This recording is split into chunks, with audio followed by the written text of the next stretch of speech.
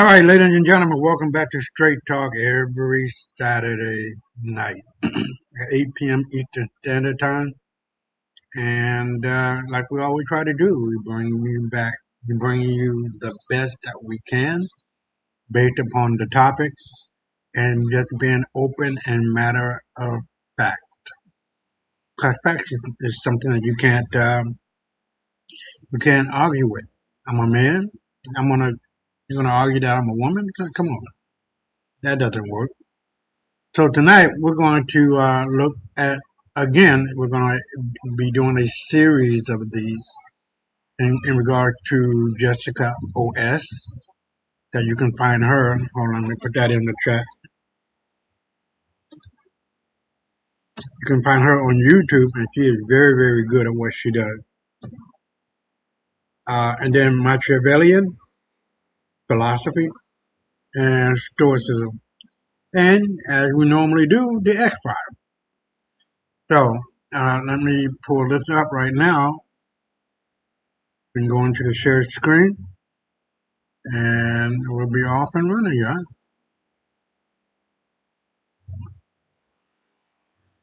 Okay, so now we have the share screen up and hoping that my boy Black will be back and we're gonna have a really good conversation about the videos. So, but let's get into the first one. Now this is Jessica. Oh, I love this woman.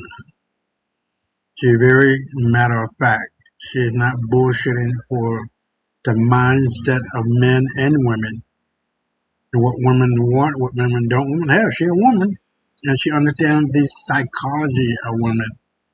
So let's go and get what she got to offer to feed us, as far as wisdom goes. Have you ever noticed how some guys get broken up with, left, and within 6 months, the woman who left is actually in their DMs again? She got a new guy, new life, moved on, and yet she's back. Why though? I hear some of you ask. Because she finally understood what she walked away from. And I want to talk about what that guy actually has. It's one thing, and once I explain it, you're going to recognize it immediately. And you're going to recognize if you have that thing or not. Jessica OS here. Welcome to the channel. Here's what most men get wrong about breakups. When a woman leaves, men tend to do one of two things. They either chase, texts, apologies, grand gestures, or they fall apart. They lose weight, stop working out, stop working on anything, and they orbit her life hoping that she notices. Or, alternatively, they numbed out completely. Both reactions reveal the same thing. He's built his life around her. Well, surprise, surprise, I could bet you that she knew that before she left.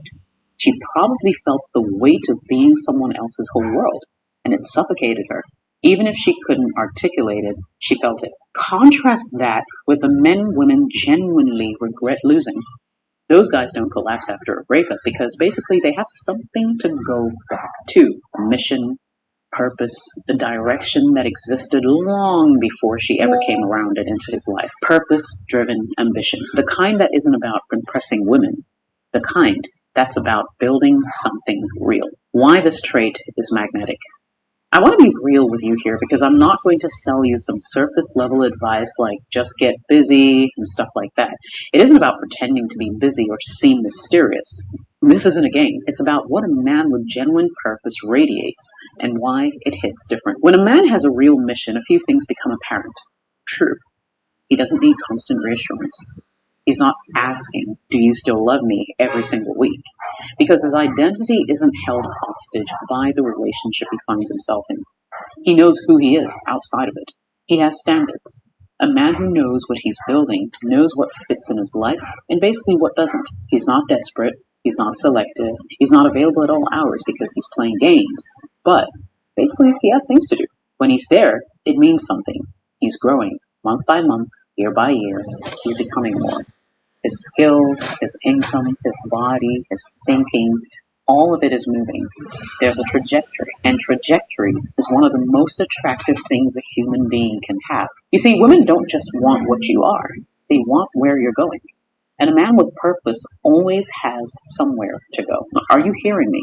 The real cost of having no purpose. Now, let me flip this because I think it's important to understand what no purpose looks like in a relationship and what it costs you. You see, a man with no direction tends to make the relationship his project. His woman becomes his hobby, entertainment, his validation. He's constantly in her space. He's emotionally dependent on her. He's tracking her mood because her mood basically affects his entire day. Now, this doesn't make you look caring. It makes you a burden. And here's what compounds it. You see, when conflict happens, and it always does, a man with no purpose has basically nothing to stand on. His entire emotional foundation is the relationship, so he folds. He people pleases. He avoids the hard conversations, basically because losing her would mean that he's lost everything. And you see, women feel that. We can feel that fragility. And over time, it erodes our attraction because as a man, we need to trust you. And women can't trust a man who can't stand on his own 2 feet. Hear me. The men women regret losing hold their ground, have hard conversations without crumbling. They can walk away from an argument, go to the gym, get in a workout, and come back level-headed because their world didn't end because she was upset. That emotional stability comes from purpose, from knowing that no matter what happens in this relationship, you'll be okay because you were building something before she came into your life. How to actually build this. Okay, practical, because this video isn't therapy, it's a blueprint, okay? First step, identify what you're building. Not what sounds good or what your parents wanted, not what gets likes on Instagram, okay? What are you actually working towards? A business, a craft, a level of fitness, a career transition, a creative body of work? You tell me. It doesn't need to be grand, it just needs to be real, and I need you to write it down, okay? 1 sentence. I am building, fill in the blank. If you can't finish that sentence, it's okay though, but make this your homework. So before the end of today, you know exactly where you're headed. Step 2, protect your hours. Purpose without time is just a fantasy. Audit your week. How many hours are you giving to things that build nothing? Scrolling, passive watching, waiting. Cut 2 hours a day from dead time and put them into your mission. That's approximately 370 hours a year. That's a business. It's a book. It's a skill set that changes your income. Step 3, stop making women the goal. Now, I know it sounds counterintuitive on a channel that's all about dating and relationships, but stay with me. The second you stop optimizing for female approval and start optimizing for your own growth, your energy will change. Okay, hear me. You'll stop coming from a place of need and you'll start coming from a place of abundance. You will become the kind of man who can take her or leave her. That's what she felt when she was with you. That's what she misses when you're gone. Trust me. Step 4, build the kind of life that doesn't need a woman to validate it. I'm not saying women don't matter, but a life that depends on external validation is a fragile life. And fragile men don't build great relationships. You see, they consume them. When your life is full, your work, your brotherhood, your health, your growth, a woman becomes a part and a complement to that, not the crutch. Compliments last, but crutches get discarded when the wound heals. So when you hear the men women regret losing, stop thinking about looks or height or the right thing to say. It's about the man who had something going, who didn't make her his whole world, who knew what he is and where he's going, who would keep going whether she stayed or not. That man is rare. Most men will never become him because it requires doing the unglamorous work, day in, day out, when no one is watching and no one is clapping. But the men who do this don't have to chase or beg. They don't even have to wonder why she came back. They already know. Be that man. If this hit home, drop a comment below. I read every single one of them. And if you know a man who needs to hear this, please send this video to him. Jessica OS here. Catch video. Cheers. All right, ladies and gentlemen, that cuts both ways. So it's better for a man to have his own life rather than losing his life within the realm of another woman. And vice versa. You cannot lose yourself within the other person because it becomes a validating fact for you one way or the other, man or female. So I am presenting all of these mental what word I'm looking for? The mentality necessary, the independent, the knowledge, the wisdom, and the understanding that you need to move forward because you weren't born with anyone around your neck. And you're not going to die with anyone around your neck. You're going to live your life to the fullest by living, laughing, learning, and loving, and being the very essence of knowledge, wisdom, and understanding. When you have those three precious gems in your crown, what else do you need? Another man or another woman is going to complement that. They're going to add to your table, which is a good thing because you're not looking for validation. You're not looking for someone giving you a pat on the back because you done did this and you done did that. So it's very important to be able to stand on your own 2 feet and to be able to move forward and to do what you want to do. Right? So that's how that works. Okay, so let's get on out of here and let's go to the next one. The difference between a man women use and a man they feel losing. I'll be right back. Always does. And somewhere across town, there's another man that she hasn't texted in 3 weeks because she's afraid of what it would mean if basically he didn't text back. One of these men is being used, and the other is being wanted. And the difference between them has absolutely nothing to do with looks, money, or how much he loves her. It has everything to do with one thing most men were never taught. Stay with me. By the end of this video, you're going to see yourself in one of these two men, and you're going to know exactly what to do about your situation. Jessica OS here. Welcome to the channel. So here are a few things I'd like to cover in the video today. First, we're going to break down the psychological profile of the man that women use. Not necessarily to shame him or anything of the sort, but because most good men fall into this trap without realizing it. And then we're going to examine the man women fear losing, what he does differently, how he thinks, how he moves through relationships, and finally, we're going to talk about the exact shift that you need to make right now, today, to stop being the former and become the latter. This isn't theory, it's pattern recognition from thousands of real relationship dynamics. So if you're ready, come along with me on this journey. The man women use. The man women use is more often than not a genuinely good man. He's thoughtful, consistent, he shows up, he cares deeply, and that's precisely what makes him so easy to take advantage of. This will happen because human nature in any relationship will always test for the edges of what's acceptable. If there are no edges, and when there are no edges, there are no limits. And when there are no limits, naturally, one person starts giving everything while the other just gives less and less and less. Remember this.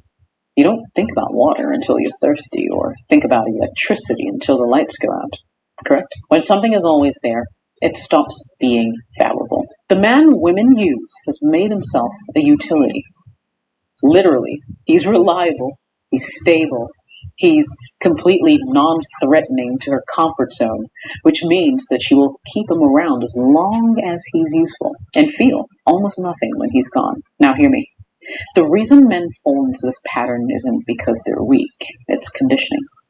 Because most men were raised to believe that love is demonstrated through sacrifice and service. That if you do enough, give enough, show up enough, you'll earn the affection that you're looking for. And yes, that's a beautiful principle in a committed relationship between two people who are equally invested. But apply to someone who hasn't chosen you fully yet, or who never chooses you to begin with, it becomes a self-defeating cycle. You give more to compensate for the distance you feel, and the more you give, the more the distance grows, because now she sees a man who's desperate for her approval, rather than confident in his own worth. The moment it becomes a pattern. He meets her. He's excited. She's warm, responsive, interested, and things are feeling great. And then slowly, it could be weeks or even months, she starts pulling back ever so slightly, a little less responsive, a little more vague with plans, a little more, I've just been busy. And instead of reading this as a crucial piece of information about her level of investment, what do? You read it as the problem that you need to solve. So, what do? You escalate. What does that look like? More effort, more attention, more reassurance seeking. And she almost unconsciously continues to pull back. Why? Because something in her psychology registers that basically she has all the power here. And power without resistance creates boredom, not attraction. This is not manipulation on her part in most cases. Trust me, it's an instinctive response to a dynamic that simply feels off balance. You see, women are wired to feel attraction towards men who feel scarce, not men who feel desperate. A man who's always chasing signals says that he doesn't quite believe he deserves her. And that belief, that subtle subconscious lack of self-worth, is more visible than any man realizes. This is why you've seen average-looking guys with extraordinary women, because for the most part, those men carry themselves like they are the prize. Not arrogantly. Arrogance is just insecurity in a louder outfit. But genuinely. See, they have full lives. They have standards. They are interesting to themselves before they're interesting to anyone around them. And women feel that. The man women fear losing. Now let's talk about the other man. The one that she thinks about in the quiet moments. The one she doesn't text at 2 a.m. because she respects him too much to be careless with his attention. The one where if she went 3 weeks without hearing from him, she would genuinely wonder if she has lost him. And that thought will unsettle her in a way that she fully can't explain. So what makes this man different? 4 things in my opinion. I'll share. He has a defined life. He knows who he is. He has opinions that aren't shaped by whoever's in the room, has values he won't negotiate, has passions that existed before she arrived and will exist after she's long gone. A woman can't fully have him because he's not hers to possess. He's his own. So she doesn't feel like she's filling a void. She feels like she's being invited into something real. He understands the difference between love and need. The man women fear losing chooses her. Actively, consciously, repeatedly, but he doesn't need to regulate his mood, his self-esteem, or his sense of purpose. When she's difficult, he doesn't crumble. When she pulls back, he doesn't chase. He gives her space with complete internal ease, because his worth is not on loan to her. He has standards that he actually enforces. This is the piece most men intellectually understand but can't emotionally execute. He says what he means. If something bothers him, he addresses it with calm, direct clarity. And if she continues to disrespect a boundary he's communicated, what he does is he removes himself. Because, and only because, he genuinely respects himself too much to stay somewhere that basically his value isn't recognized. And here's the counterintuitive truth. When she sees that he'll actually leave, she stops testing whether he will. Guys, if you're getting real value from this breakdown, do me a favor, subscribe to the channel right now, because I put out content like this every week. Psychology, masculinity, real relationship dynamics, and you don't want to miss what's coming next.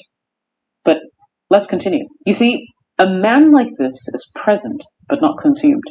When he's with her, attentive, engaged, genuinely interested. But when they're apart, he's living his life. She occupies an important place in his life, but she doesn't occupy the center of everything, of his life, okay? That center belongs to his purpose, his growth, his relationship with himself and the world. This balance, being fully present without being fully absorbed, creates the kind of tension that keeps things alive. She's always slightly uncertain where she stands because a man with a full life generally cannot guarantee anyone more than his best effort and his honest heart. The shift. How to cross from one to the other. Now, here's the question I know you're asking right now. Can a man actually make this shift, or is it just how some men are born? Well, the answer is clear and it matters. This is not a personality type, it's a posture, and postures can change.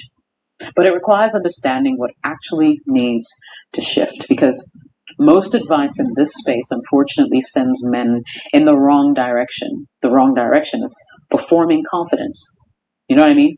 studying tactics, learning pickup lines, pretending to be unavailable. Women see through performance almost immediately because basically, on average, we are more socially perceptive than most men. You can't fake your way into being the man women fear losing. You have to actually become him. The right direction starts with a single foundation reframe.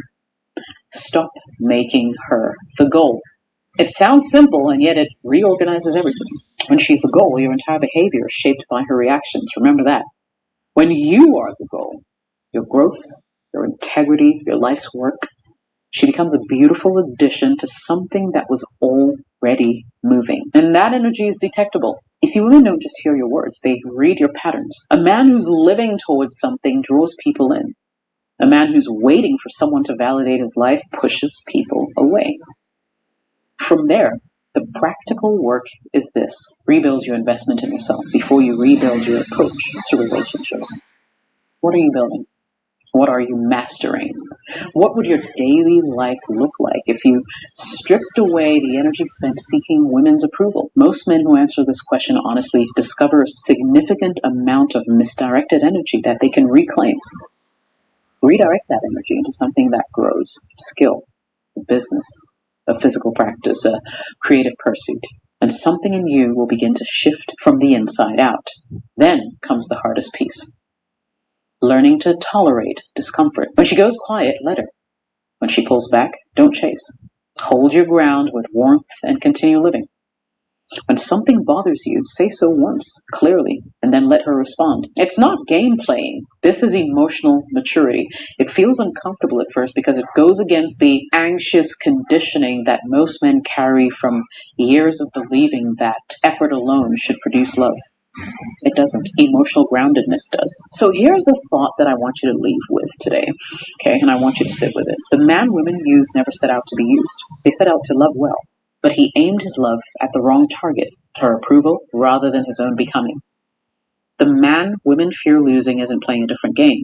He's playing the right game. He understands that a woman's deepest attraction is triggered by how clearly you don't need her to be whole and how freely you choose her anyway. That kind of love, the love of a man who's full rather than empty, choosing rather than clinging, is the rarest thing in the dating world. And when a woman encounters it, she doesn't take it for granted. She guards it. So, become the man worth guarding. Thanks for watching this video. Jessica OS here. I'll catch you in the next one. All right, I think my boy here. What's up, man? What's up, brother Isaiah? How you doing today? You got it. You got it. It's all good. What's like up, brother always. Isaiah? How you doing today? Can you hear me? Yeah, man. I've been watching. Yeah. Oh, okay. Oh, okay. Can you hear me? Yeah. Yes, I can. Yeah. Okay. I'm okay, man. How you doing today, brother? Man, we got it. We got it. They're doing it. They're doing the do. Right. So tonight, like I think we're gonna do this a couple of times, and then we're gonna move on to something else because the amount of wisdom and knowledge and understanding of what a true Machiavellian is and what a true Stoicist is, and our girl Jessica OS, who you just watched some videos about her, is just dynamic in itself. And you can't help but to grow after seeing and hearing her in the other video. So this played a big part not only in your daily life, but in the lives of those in your community and how you react and how you act and what you say and what you do, because oftentimes it is not what you say and do, it's how you say and do things. And I can honestly count. I can't count how many times I've seen my mother cuss somebody out and tell them to go to hell. They'll be looking forward to the trip. You know what I mean? She just had that kind of a vivacious personality. And, I'm kind of understanding where that's coming from. But, the idea is still the same. She just one of those millions of people who can just cuss you out, and you just thought, "Oh, Miss D, you just so funny." Well, that's my mama. Well, she's still my mother. But in looking at it from a political standpoint,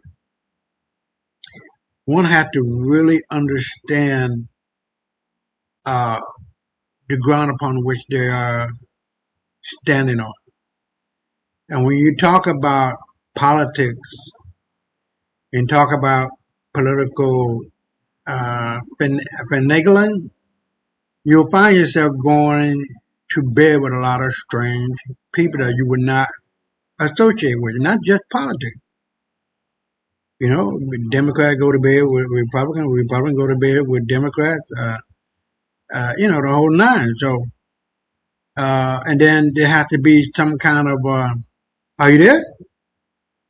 Yeah, I'm here. I'm listening. Oh, okay. So, I'm listening. there has to be, right, there has to be a give and take in life. And that's just how it is. And especially if you get married. And I can tell you from my first marriage, I was a young girl, you know, younger, and you know, you make mistakes and you own up to them, and you try to make it work. If it don't work, you move on. You know, it's just time to go. But in a working relationship, whether it's political, whether it's economic, whether it's spiritual in a church, synagogue, mosque, or whatever the case may be, you find common ground. And from that common ground, you build a, how you say it? I don't want to say a web, or a network, a patchwork of different cloth. What did he call that? Quilt. And a quilt. Right. And so when you're understanding people and you finding that common ground, that common thread that connects everybody, like Americans have a common thread of mom, apple pie, and baseball, football. These are some of the kind of things that we share as Americans. Now, as Black American, that's a whole nother thing from white America. They ain't on no shit. You feel me? So, you know, we can understand what soul food is. We can understand blues and jazz and hip hop and all of that because we're coming from a common core. And that common core is that African spirit or Native American spirit, however you want to take it, that we share. Now, both you and I, we were born in the 70s, so we share a lot of that. Now, we're thinking about that, man. I like, you know about Scooby-Doo and the monkeys. What's the name of that shark? Jabba Jaw. Remember? So, you know, we share a lot of things, especially, you know, as Black Americans and growing up in the 70s and what that meant and how we apply that to the current moment. And when I look at my boys, they were born in the 10s. So, yeah, damn. Wait, hold on. He's 9. He'd be 9 this year. So 2016 and then 2017, somewhere around there. I don't know. I don't remember. But anyway, I can look at them and say that that it's important to understand the past, because when you know the past, you can understand the present and predict the future and all of these things. And everything is connected. There's nothing that is not connected in some way, shape, and or form. No, math is associated with social science, astrology, astronomy, physics, calculus. All of these things are not just independent studies. They are truly connected one to the other, and that helps you to see beyond your eyes. And so when you have a really good foundation, is what I'm trying to say, you come away with a whole nother level of understanding that, to be honest, a lot of people are not going to be able to associate you with. But that doesn't put you in a whole nother genre, a whole nother class, a whole nother thing. It's just a special niche of people who you will be able to understand because they're coming from that same quilt and cloth, just another part of that quilt. And so when you have that kind of understanding, now you can see the younger generation. So we're 50. So the younger generation are the 30, no, or the 40s, or the 30s, or the 20s, and the 10-year-old. And you can see and you can understand from where they're coming from because we've been there, done that. You know what I mean? I remember some friends of mine, they were here. Ooh, they were like over a decade ago. And they were coming to visit. And I was telling them, Dominican not to be, down in them. But at that moment, they were still wearing FUBU. FUBU been out of style for I don't know how long. And what they're trying to do and what they're trying to say, we said and did that shit 30 years ago, 40 years ago. You know what I mean? So, in looking at that perspective, you can, from a historical perspective, from a political perspective, from a spiritual perspective, from a physical perspective, you can determine where that person is going in their mind and their thoughts. And you don't even have to really think about it once you sit down and understand and talk to them. At what level are they? When you're talking to a 10-year-old, goddamn well, they're not at the level of a 30-year-old. A 30-year-old not at the, you're going to assume, it's not at the level of a 40, 50, 60, 70-year-old. You feel what I'm saying? So when all that being said and done, the only thing you can do is just sit back, relax, and strap on the seatbelt, motherfucker. Because you ain't never been on a ride like this. You feel me? So you got anything you want to add to that? No, not really. I'm listening to you, and you ain't saying nothing but the truth right now, bro. Yeah, well, I think you agree because we have a common understanding of what the foundation it really is. So Right. I feel you on that one. But let's keep it moving, and then we're going to go into Machiavelli. This one is 28 minutes long. We're going to do 14 because it's 28 minutes long. I'll be right back. Yeah. All right. You are being lied to by a false binary. On one hand, you have the Stoics. They tell you to endure, to accept, to retreat into the fortress of your own mind. On the other, you have Niccolo Machiavelli.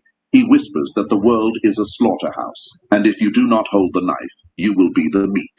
Most people spend their lives torn between these two avatars. You try to be good, and you get exploited.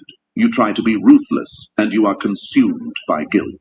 You oscillate between the saint and the tyrant, failing at both. Here is the truth neither side admits. Stoicism without power is just dissociation. It is a sedative for the conquered. But Machiavellianism without internal control is self-destruction. It is a fire that burns the arsonist.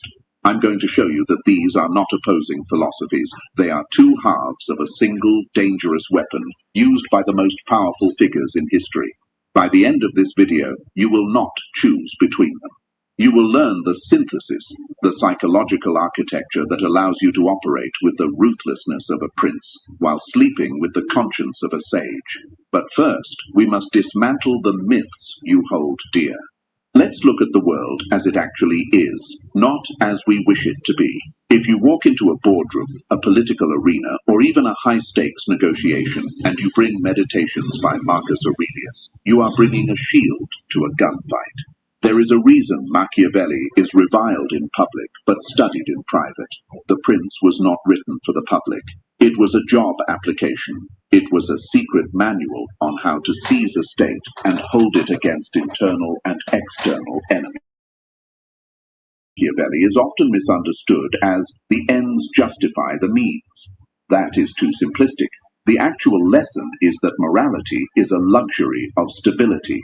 When the walls are breaching, kindness is not a virtue, it is a liability. Machiavelli argues that a leader who tries to be good in a world of bad men will inevitably come to ruin. This is not cynicism.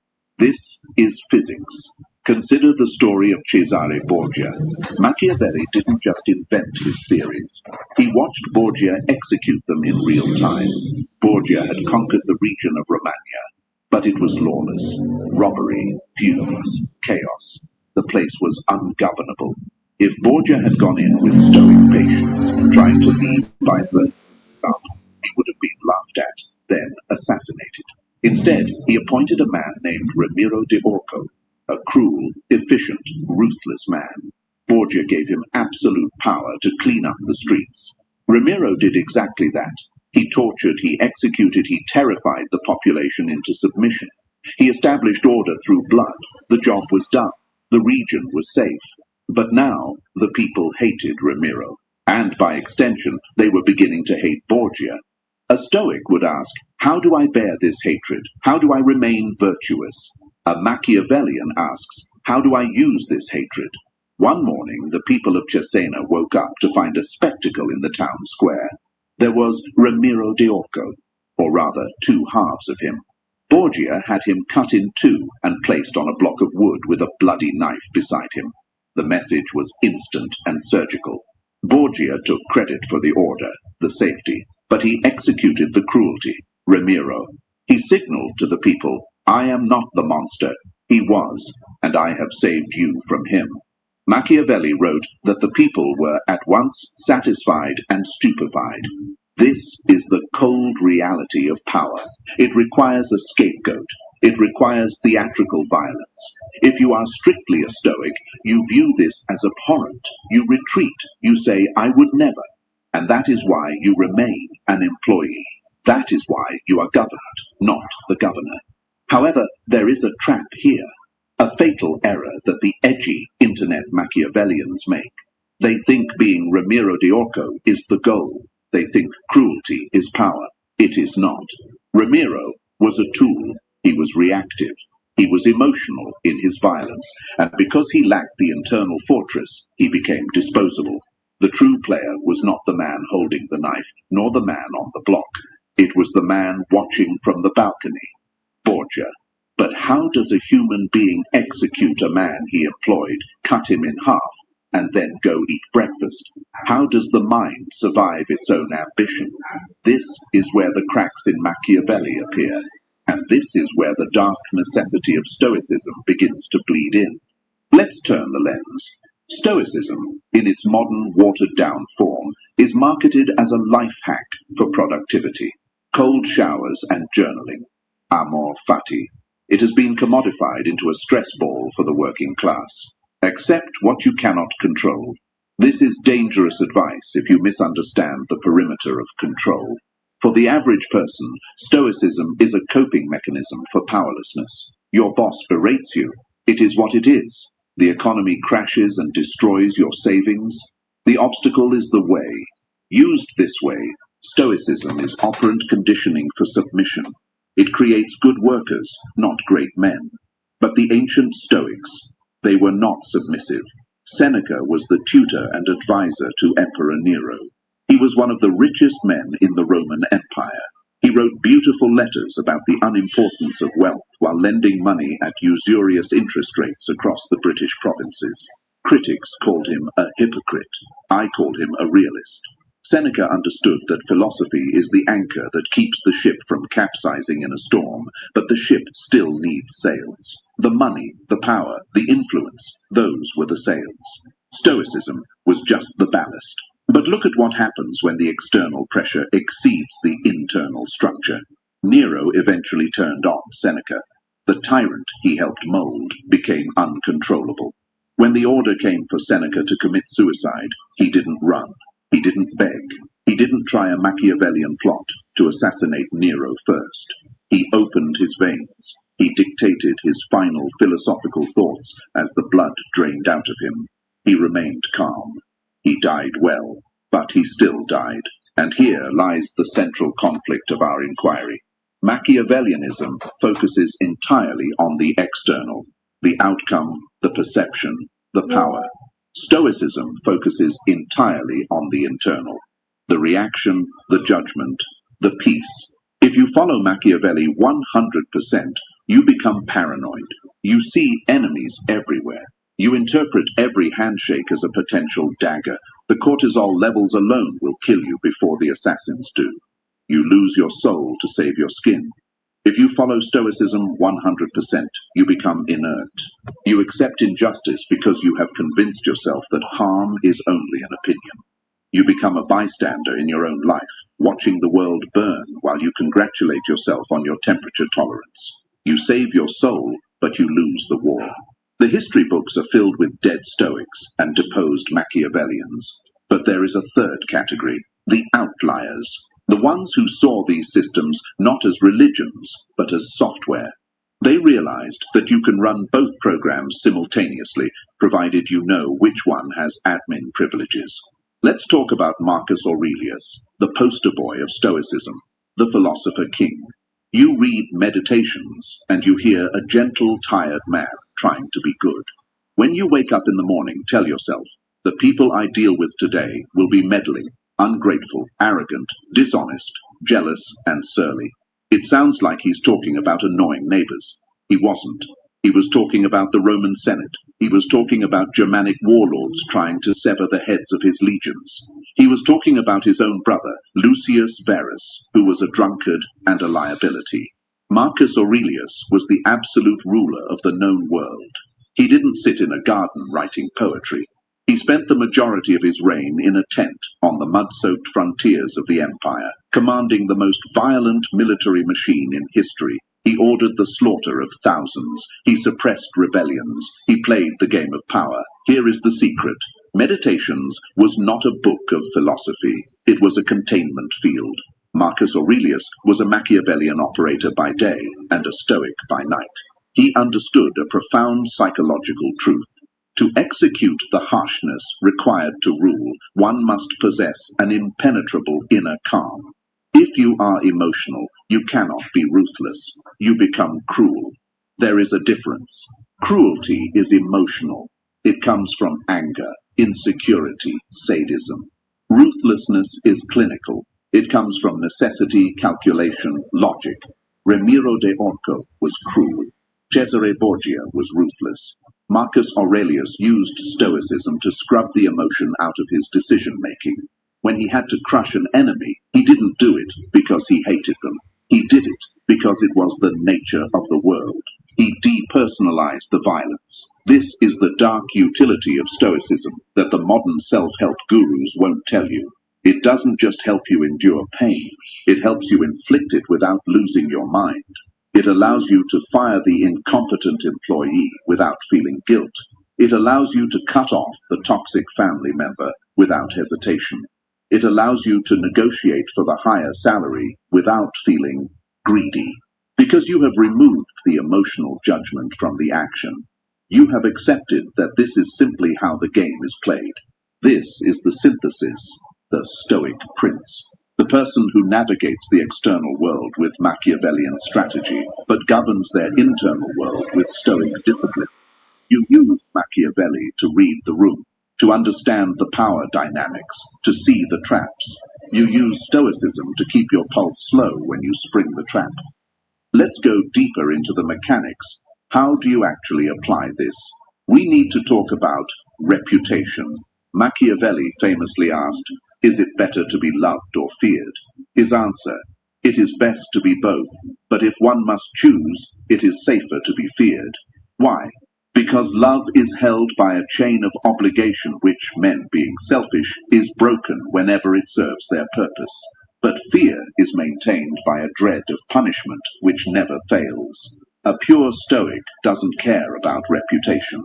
What others think of me is none of my business. This is catastrophic advice for the real world. In a hierarchy, Man, if this shit ain't hitting correct, I don't know what is, player.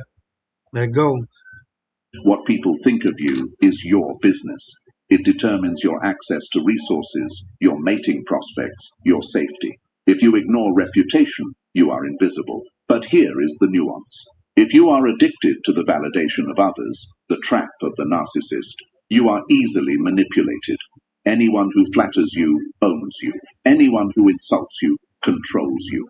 The synthesis approach is this. You cultivate a reputation carefully, Machiavelli, but you detach your self-worth from it, Stoicism.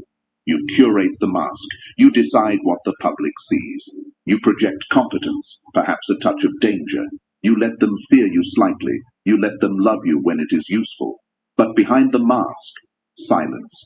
You do not believe your own press release. When they cheer, you are indifferent.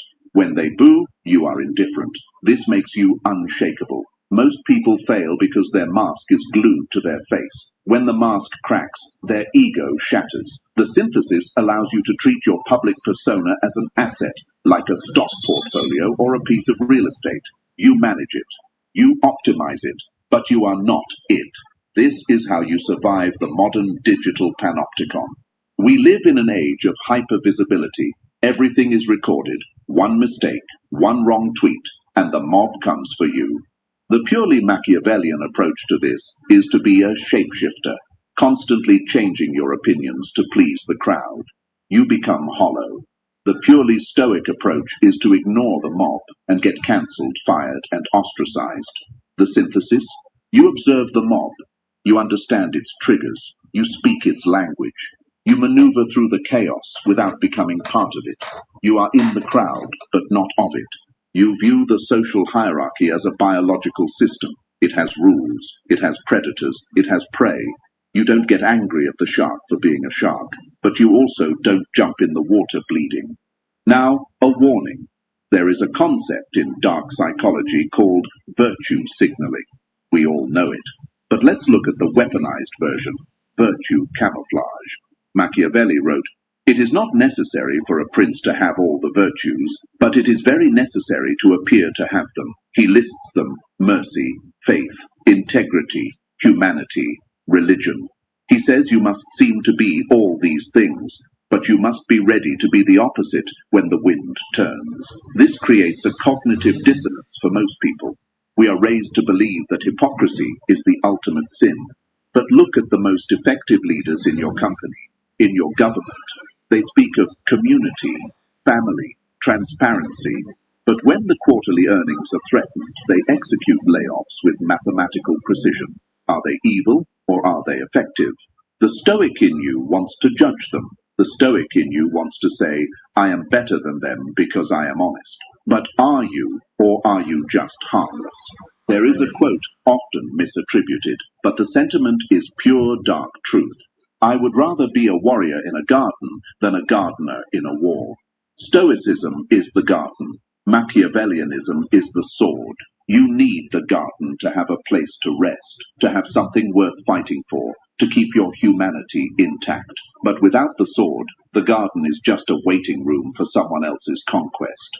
The problem with modern nice guys is that they think their lack of claws is a virtue. It isn't. It's just a lack of claws. If you cannot do harm, your decision to be good is not a moral choice. It's a biological default. You must be capable of the Machiavellian maneuver. You must understand how to manipulate, how to deceive, how to crush. And then you must use your Stoic discipline to choose not to, until it is absolutely necessary. That is the definition of dangerous. That is the definition of powerful. We have the theory. Now we build the framework. You want to add anything, man? This is powerful. Powerful. No, I'm listening and learning along with you, brother.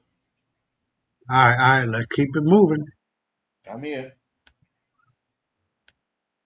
To operate as a Stoic prince, you must internalize 3 specific laws. These are not moral commandments. They are mechanics. They are the gears that allow you to grind through resistance without wearing down your own engine. Law 1. The law of asymmetry. Machiavelli teaches, everyone sees what you appear to be. Few experience what you really are. Stoicism teaches, retreat into your own little territory of silence. Combine them. In every interaction, there is an information economy. The person who speaks the most pays the most. The person who reveals their emotions is bleeding currency. Most people are desperate to be understood. They over-explain. They broadcast their intentions. They get angry to show they are serious. They cry to show they are hurt. They are open books in a room full of illiterates and thieves. The synthesis demands asymmetry. You must know everything about them, their insecurities, their ambitions, their fears. They must know nothing about you, except what you carefully select for them to see. When you are angry, your face should be blank. When you are excited, your voice should be steady. When you are terrified, your posture should be relaxed. This is not repression. Repression is hiding it from yourself. This is containment. You feel the emotion, stoic, but you deny the world the satisfaction of seeing it, Machiavelli. When your opponent cannot read you, they project their own fears onto you. You become a mirror, and people are terrified of mirrors. Law 2, the premeditation of treachery. The Stoics have a practice called premeditatio malorum, the premeditation of evils. Hold on, let me put this video into the chat.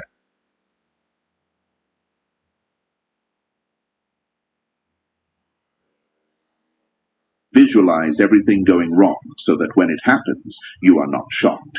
Machiavelli would take this a step further. Do not just visualize bad luck. Visualize betrayal. Assume your business partner will steal from you. Assume your best friend will envy your success. Assume the alliance will break. This sounds paranoid. It isn't. It is the only way to love people safely. If you expect loyalty as a default, you will be destroyed when it is absent. You will become bitter. You will hate humanity. But if you expect self-interest, you are never disappointed. You are only prepared. When the betrayal comes, you don't gasp. You don't scream, "How could you?" You nod. You say, "I saw this coming at mile marker 6, and because you saw it coming, you have already built the contingency. You have the leverage ready. You have the exit strategy. You handle the betrayal with the clinical detachment of a surgeon removing a tumor. No drama, just incision. Law 3. Aggressive amor fati. Nietzsche, a student of both schools, coined amor fati, love of fate. The Stoic accepts the fire. The Machiavellian uses the fire. When disaster strikes, you lose the job, the relationship ends, the market crashes. The synthesis does not just say, "I accept this." It says, "I can use this." This is the ultimate alchemy. Your reputation is ruined. Good. Now you are free from the expectations of others. You can operate in the shadows. You are fired. Good. You were stagnating anyway. Now you have the desperation required to build the empire. You do not just endure the chaos, you metabolize it. You turn the energy of the attack into the fuel for your counterattack. Let's move from the abstract to the concrete. The boardroom, the social circle, the relationship. The modern world is soft, but the underlying dynamics are still primal. We just swapped swords for lawsuits and poison for HR complaints. Scenario A. The corporate sabotage. You are in a high-performance environment. You have a colleague. Let's call him Elias. Elias smiles at you. He goes to lunch with you. But in meetings, he subtly undermines your points. He accidentally leaves you off email chains. He frames your ideas as his own. The average person gets emotional. They confront Elias. "Why are you doing this?" Elias denies it. He gaslights. "You're imagining things, friend. Now you look crazy. You look emotional. You lose status." The Stoic ignores Elias. He acts according to his nature. "I will just do my work well." Result: Elias continues to steal credit. You do the work. He gets the promotion. You maintain your virtue, but you lose your livelihood. The Machiavellian spreads rumors about Elias. He hacks his computer. He plays dirty. Result: maybe you win, maybe you get caught and fired. It's high risk. The synthesis, the outlier, plays it differently. Stoic phase. You feel the anger rising. You acknowledge it. You dismantle it. You realize Elias is not a villain. He is a competitor. It is not personal. It is just resource acquisition. You remove your ego from the equation. Machiavellian phase. You engage the law of asymmetry. You become friendlier to Elias. You draw him closer. You praise him in public. Why? Because when you praise someone, You lower their guard. You make them think they have fooled you. The trap. You wait. You document.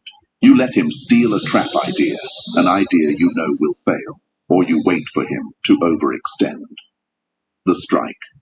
When he makes his move, you do not attack him.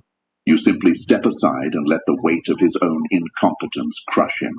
And because you praised him, no one suspects you. You killed him with kindness. You remain the good guy in the eyes of the tribe. Social proof. While ruthlessly eliminating the threat, power. Scenario B.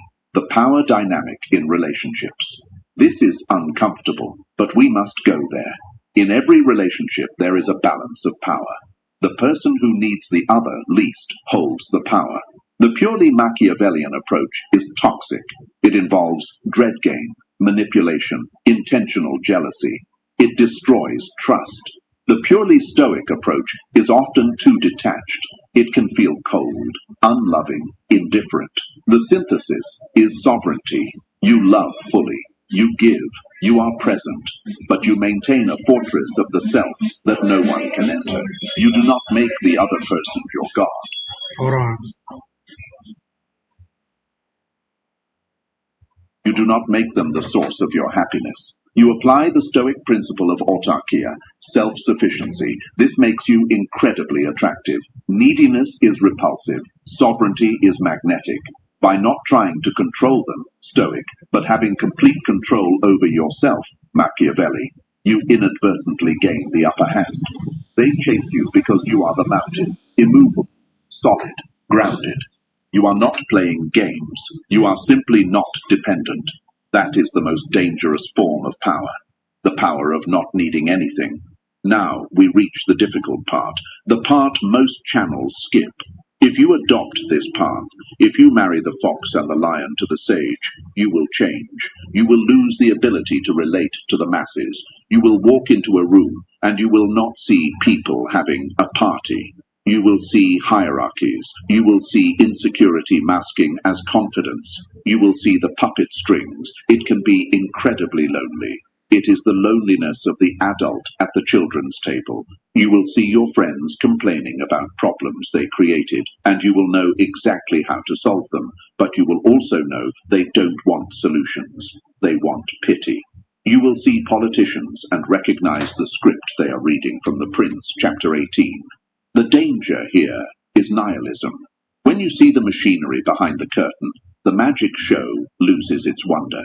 You might ask, why bother?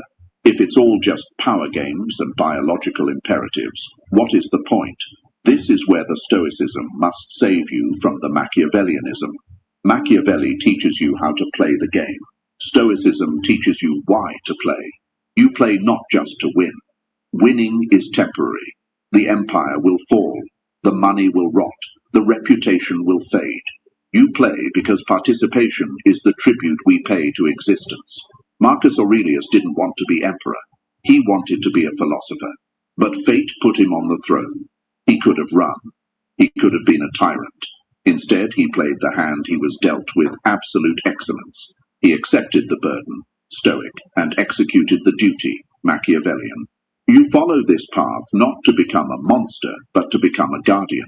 Because the world is full of monsters, real ones. People who use these dark tactics with zero conscience. People who will hurt the innocent, the weak, and the naive. If good men are too weak to hold the sword, the wicked will rule by default. There it This is. is the ultimate justification for the synthesis. You learn the dark arts not to practice evil, but to recognize it, to intercept it, and Yes. to destroy it. Just You like the become nation of the Israel. monster, so that you can kill the monsters. So, which one should you follow? The question is flawed. It assumes you are one thing. You are not a noun. You are a verb. You are a process. You are a fluid capacity for violence and a rigid capacity for peace. If you leave this video and choose only Stoicism, you will be a saint in a cell. If you choose only Machiavelli, you will be a king in a cage of your own paranoia. The outlier chooses neither and both. The outlier builds the internal citadel, impregnable, calm, rational, and from the gates of that citadel he sends out the armies of strategy, deception, and force to reshape the world. You must be cold enough to see the truth. You must be hard enough to endure the blow, There it and you is. must be smart enough to strike back. Yeah. This is not a path for the God lazy. damn. It requires constant vigilance. It requires you to watch your own mind as closely as you watch your enemies. But the reward is true agency. For the first time in your life, you are not reacting to the world. The world is reacting to you. But there is a final danger, one I have not mentioned yet. Once you achieve this level of control, once you can manipulate outcomes and regulate your own emotions, you will face a temptation that has destroyed greater men than you. It is not failure, it is hubris. When you start to believe you are the god you are imitating, how do you prevent the power from corrupting the vessel? How do you maintain the warrior in the garden without burning down the garden? There is a final secret technique, the shadow integration.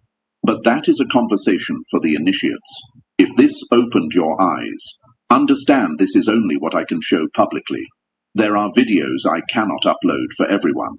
There are aspects of dark psychology that I simply cannot discuss publicly on YouTube without being censored or demonetized. The algorithm suppresses the most powerful information.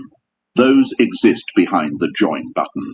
If you're still here, you're not like the others. Subscribe if you haven't.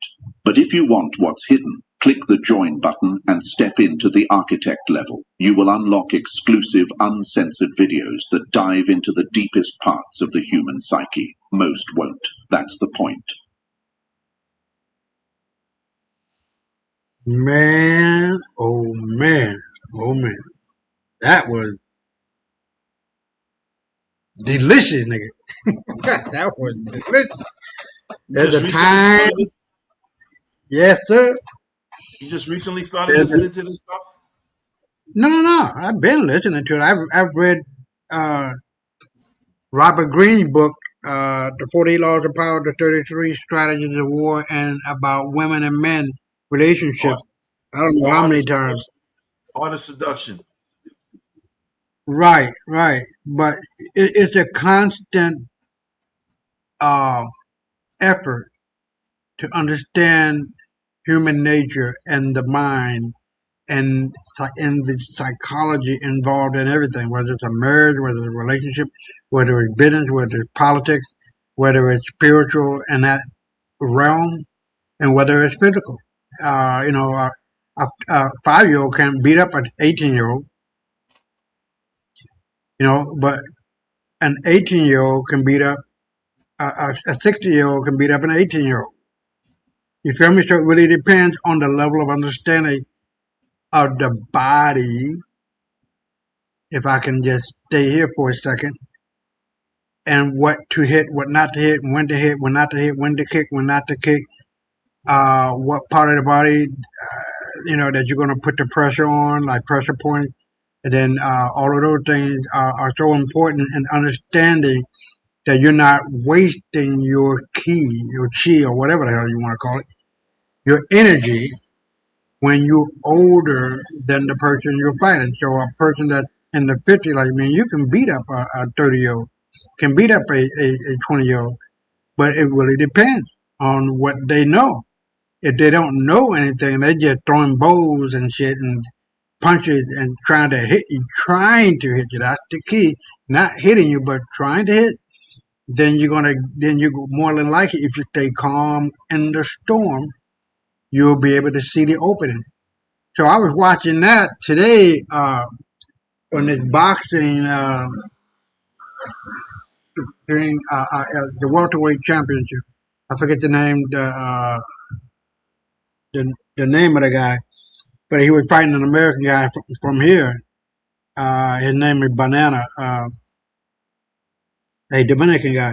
So I'm saying, boxing is great. I'm not going to try to say it's not great. I'm not going to try to say it's bullshit. You know what I mean? But it really depends. A boxer uses his hands. They don't use their legs and their feet. They use their feet to move and turn and do all that. But you take the boxer's legs out, that's a wrap. You know what I mean? You're more than likely to win. So you really got to understand what it means to fight. An economic fight, spiritual fight, physical fight, political fight, and where your enemy's weak points are. And when you begin to understand that, now you'll be able to see and understand it's better to be a warrior in a garden than a gardener in a war. Each one has its purpose, but always be willing to kill. Really kill, or economically kill, or politically kill, or spiritually kill. It doesn't matter. You're not beholden to none of that bullshit. And you're beholden to all of that bullshit. You feel me? So, you got anything to say about that? No, sir. Huh? No, sir. Oh, okay. So let's keep it moving, and then we'll get into the X-Files, which is what is coming up. So I'll be right back. This is 11 minutes. We'll let it run. Most men are harmless, not because they choose to be, but because they were trained that way. They traded sharpness for approval, instinct for obedience, power for comfort. They were taught that being liked is the same as being respected, that kindness guarantees safety, that aggression is something to suppress, not master. And because of that, they move through the world unseen. They speak and no one listens. They work and no one remembers. They get angry and no one takes them seriously. They are safe. They are manageable. They are irrelevant. But then there is another kind of man. You've felt him before. He doesn't announce himself. He doesn't posture. He doesn't need to dominate conversations. Yet when he enters a room, something shifts. Voices lower. Eyes track him. The energy tightens, not because he demands attention, but because the nervous system recognizes danger. Niccolo Machiavelli did not write for harmless men. He wrote for this kind, men who understood that power is not about morality. It is about leverage, about perception, about control. And if you clicked on this video, it's because something inside you is changing. You're tired of being agreeable, tired of being predictable, tired of being safe. You feel your old self dying, the people-pleasing version, the version that apologized for existing, and that death feels uncomfortable, because transformation is violent. So let's be clear before we go further. When I say dangerous, I do not mean violent. Violence is what weak men use when they lose control. Dangerous means untouchable, unmanipulable, unshakable. Dangerous in the way a loaded weapon on the table changes the entire conversation, even if it's never used. Machiavelli called this virtue, not virtue as in moral goodness, but competence, strength, the ability to shape reality instead of begging it. Today, we're going to walk through 7 signs that you are crossing that threshold, that you are becoming the kind of man Machiavelli warned others about. But there is a final sign, a sign most men cannot accept. The price of this transformation. I'll reveal that at the end. Most men turn back before they reach it. Let's see if you will. Sign number 1, the death of the nice guy. The first sign is painful. You no longer care if people like you. For most of your life, you were trained to be nice, accommodating, agreeable. You were told that if you sacrificed enough, if you softened your edges, if you avoided conflict, the world would reward you. But you checked the results, and the results exposed the lie. Nice men are not respected. They are tolerated. Their kindness isn't a choice. It's a fear response. They are nice because they're afraid of confrontation. afraid of rejection, afraid of being seen as bad. Machiavelli understood this centuries ago. He wrote that love is conditional. Fear is not fear as in terror, but fear as in consequence. You are becoming dangerous because you no longer confuse goodness with weakness. Your no is no longer soft. No excuses, no emotional cushioning, just no. And this terrifies people. They say you've changed. They say you're cold. They say you used to be different. What they mean is you used to be easier to use. You are developing what Machiavelli called strategic cruelty. Not cruelty for pleasure, cruelty for clarity. You say the hard thing immediately. You end draining relationships without drama. You stop negotiating your boundaries. You close doors quietly. And if you feel less guilt about disappointing others, pay attention. You are not becoming immoral. You are becoming sovereign. Sign number 2, emotional 0 point. The second sign is subtle. You no longer react. Most men are emotional slaves, pulled by stimuli, controlled by triggers, traffic, rejection, criticism, news headlines. Their emotions own them, but you feel something new, a pause, a gap between what happens and how you respond. Machiavelli compared this to the fox and the lion. The lion reacts with force. The fox observes and waits. You are becoming the fox. You feel anger, but you don't act on it. You feel fear, but you don't obey it. Your emotions become information, not commands. This makes you terrifying to manipulate, because manipulators need reactions. They provoke to control. They guilt to dominate. They insult to destabilize. But when they poke you, nothing happens. No defense. No explanation. No emotional spike. Their power collapses. You are learning to stand inside chaos without becoming chaotic. This is emotional sovereignty. Sign number 3, you remove pedestals. The third sign is disillusionment. Your heroes die. You stop worshiping authority, status, money, women, not out of bitterness, but clarity. You see people as they are. Your father becomes a flawed man, not a god.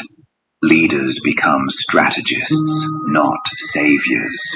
Attraction becomes biology, not magic. Machiavelli shattered illusions about rulers. He exposed kings as men with incentives. You are doing the same, and this is why you become dangerous.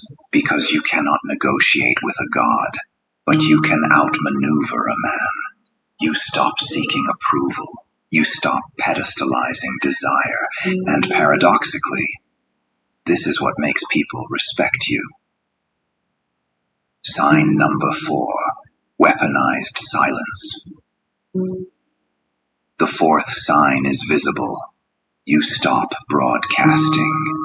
In a world addicted to exposure, you become opaque. You don't announce plans. You don't explain moves. You don't seek validation. You execute in silence. Machiavelli warned that predictability removes leverage. Information is power, and you stop giving yours away. Your silence creates projection, uncertainty, unease. People wonder what you're thinking, what you know, what you're planning. You speak less, you listen more. And when you do speak, it lands. Silence becomes your advantage. Sign number 5. You integrate the monster. This is where most men turn back. You acknowledge your capacity for aggression, not to act on it blindly, but to own it. A harmless man is not good. He is incapable. A dangerous man is capable and restrained. You train your body. You sharpen your competence. You develop the ability to end conflict if necessary. And because you can, you don't need to. This makes you calm, grounded, unshakable. Your peace becomes real. Sign number 6, ruthless prioritization. Your relationship with time changes. You stop wasting energy on distractions, drama, endless consumption. Every action is filtered through one question. Does this make me stronger or weaker? You cut ruthlessly. News, arguments, time wasters. You focus. While others scroll, you build. While others talk, you train. Your growth compounds. And this makes people uncomfortable because your discipline exposes their lack of it. Sign number 7, comfort with solitude. The final sign before the price. You stop fearing loneliness. You no longer need noise, validation, crowds. Solitude becomes fuel. Your clarity deepens. Your instincts sharpen. Machiavelli wrote his greatest work in exile. Isolation gave him vision. You are learning to stand alone, and when social pressure threatens you with exclusion, it has no power. Sign 0, the price. Here is the cost. You cannot unsee the world once you see it this way. Power, incentives, psychology. You will always notice the frame, the manipulation, the hidden motives. Ignorance is no longer available to you. This is the burden, but it is also freedom, because the world does not need more harmless men. It needs men strong enough to choose restraint, men dangerous enough to protect, not posture. You are not becoming cruel. You are becoming capable, and that changes everything. If this resonated, understand this is only the surface. There are truths that cannot be spoken publicly. If you want the deeper layers, you know where to look. Until then, stay sharp, stay silent, stay dangerous. Wow. Now this is the other one. We're gonna go. Well, we'll play it out. Try to get into the X Files. But do you have anything you want to add, Brother Willie? What's going on, man? I really appreciate you being here, like always. You want to add anything, Black? I'm loving it, man. I listen to this stuff too, but I'm learning more stuff on top of what I already, heard. Right. So thank you. Yeah, and it's like one thing I appreciate that you're doing is not making it just about history, even though this is history too. In Right. specific, Right. when you talk about Mm-hmm. Nietzsche and Machiavelli and Right. the one person that I haven't heard mentioned in this whole show that we've done so far is Hegel, who, Hegel. Yeah. yeah, Yeah. Hegel was I won't say he's the quantifier of the Hegelian dialectic. Okay. So he explained it, made it into an equation, and it is exactly what uh, those allegedly in power, I call them the powers that were, because Mm-hmm. minute by minute, as we, do this show, these events, their power is falling apart. I'm sure you get at least some of the tags I send you would be some gangster shit. Right, right, I send some gangster shit. I don't send you, Diddy might get out of prison 2 weeks from now. I don't send stuff like that to people. I right, read it if I see it, but I don't share that because that's not where anybody that I fuck with for real is at right now. right, right, So with that said, let me just finish off with saying that Hegel was a philosopher that created the Hegelian dialectic, which is an equation where an event occurs, and then the people say we want this, and then the powers that work give it to them, but with the twist of some fucked up shit there that'll make it just as bad. So in other words, right, they'll create some type of weather event using HARP, and then when the people appeal to the insurance companies don't pay out because it says in some clause, on the 67th page in fine print that they don't have to pay out based on X, Y, Z. right. So Okay, 100,000 people get fucked in the game because they didn't buy the rider that weighs that. That type of shit is what I'm talking about. okay, okay. Yeah, Well, yeah. let me expand on that or zoom in on what I'm thinking right now as you were speaking. Go ahead. I'm That gonna when you give look right, okay. So when you look at politicians like Trump, we know he a bitch ass nigga, and we know he's a narcissist, and we know he's doing shit they ain't supposed to be doing. So and then you look at Obama, pristine, clean, supposed to be doing shit behind the wall, behind closed doors that ain't supposed to be doing, like that gay ass shit, and people uh, uh, coming up dead, and little girls, and you look at Hillary and Clinton. These are really, or the Vatican, the popes, and the whole thing about them being pedophiles. These things, as gross and as nasty and as dirty as they come as when you look at it from afar. We were raised to know that doing things like that, robbing bank, killing somebody, raping children, babies, all of this, we know that's wrong. We know committing adultery is wrong. We know uh, when a woman gets an abortion, how painful that is for the infant. That you become not numb to it. It become a blase kind of situation. That's not the word I'm looking for. But business as usual. huh? Business as usual. Yeah, yeah. But it was another word, not a big word. You know what I mean? But it's something along that. You become numb to it, so to speak. You know what I Okay, mean? that's It's like, oh, because I've been seeing a lot of videos and a lot of pictures coming from Palestine with body blown up to bits, ran over by a tank, and you see brains and guts and everything. And I'm like, you mean to fucking tell me that the greater part of humanity is not upset or upset to the point where we don't do anything as a collective?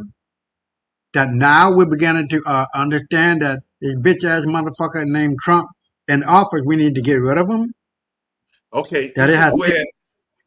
This is Yeah, go where ahead. I gotta jump in a bit. Okay, Something that I used to hear a lot, you don't hear it anymore, okay, is what needs to be said in such a case. We still don't have the capability to understand that this man is the ultimate gangster, killer, non-empathic. Nothing of virtue is owed to him. right, And all we need to show that as true is history. right, Our interactions with them, for the most part, have been what exactly we're talking about for the most part. And we didn't even include the specific stuff. We just throwing a blanket over everything, and it covers everything. So with that said, Right. I'm done. Go ahead. Okay. Okay. So, yeah, I understand where you're coming from, but my thing is that what is the tipping point?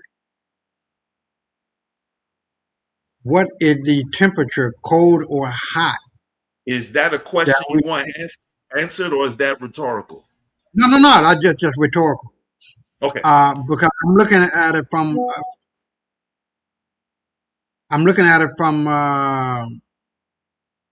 from the totality of humanity and 8 billion people. Not all of us have power. Not all of us has intelligence. Not all of us has wisdom and knowledge. But we do have a moral compass. We do have a voice or voices. And we do have a collective PowerPoint that Okay. So allowed right sorry. that Finish your point. right.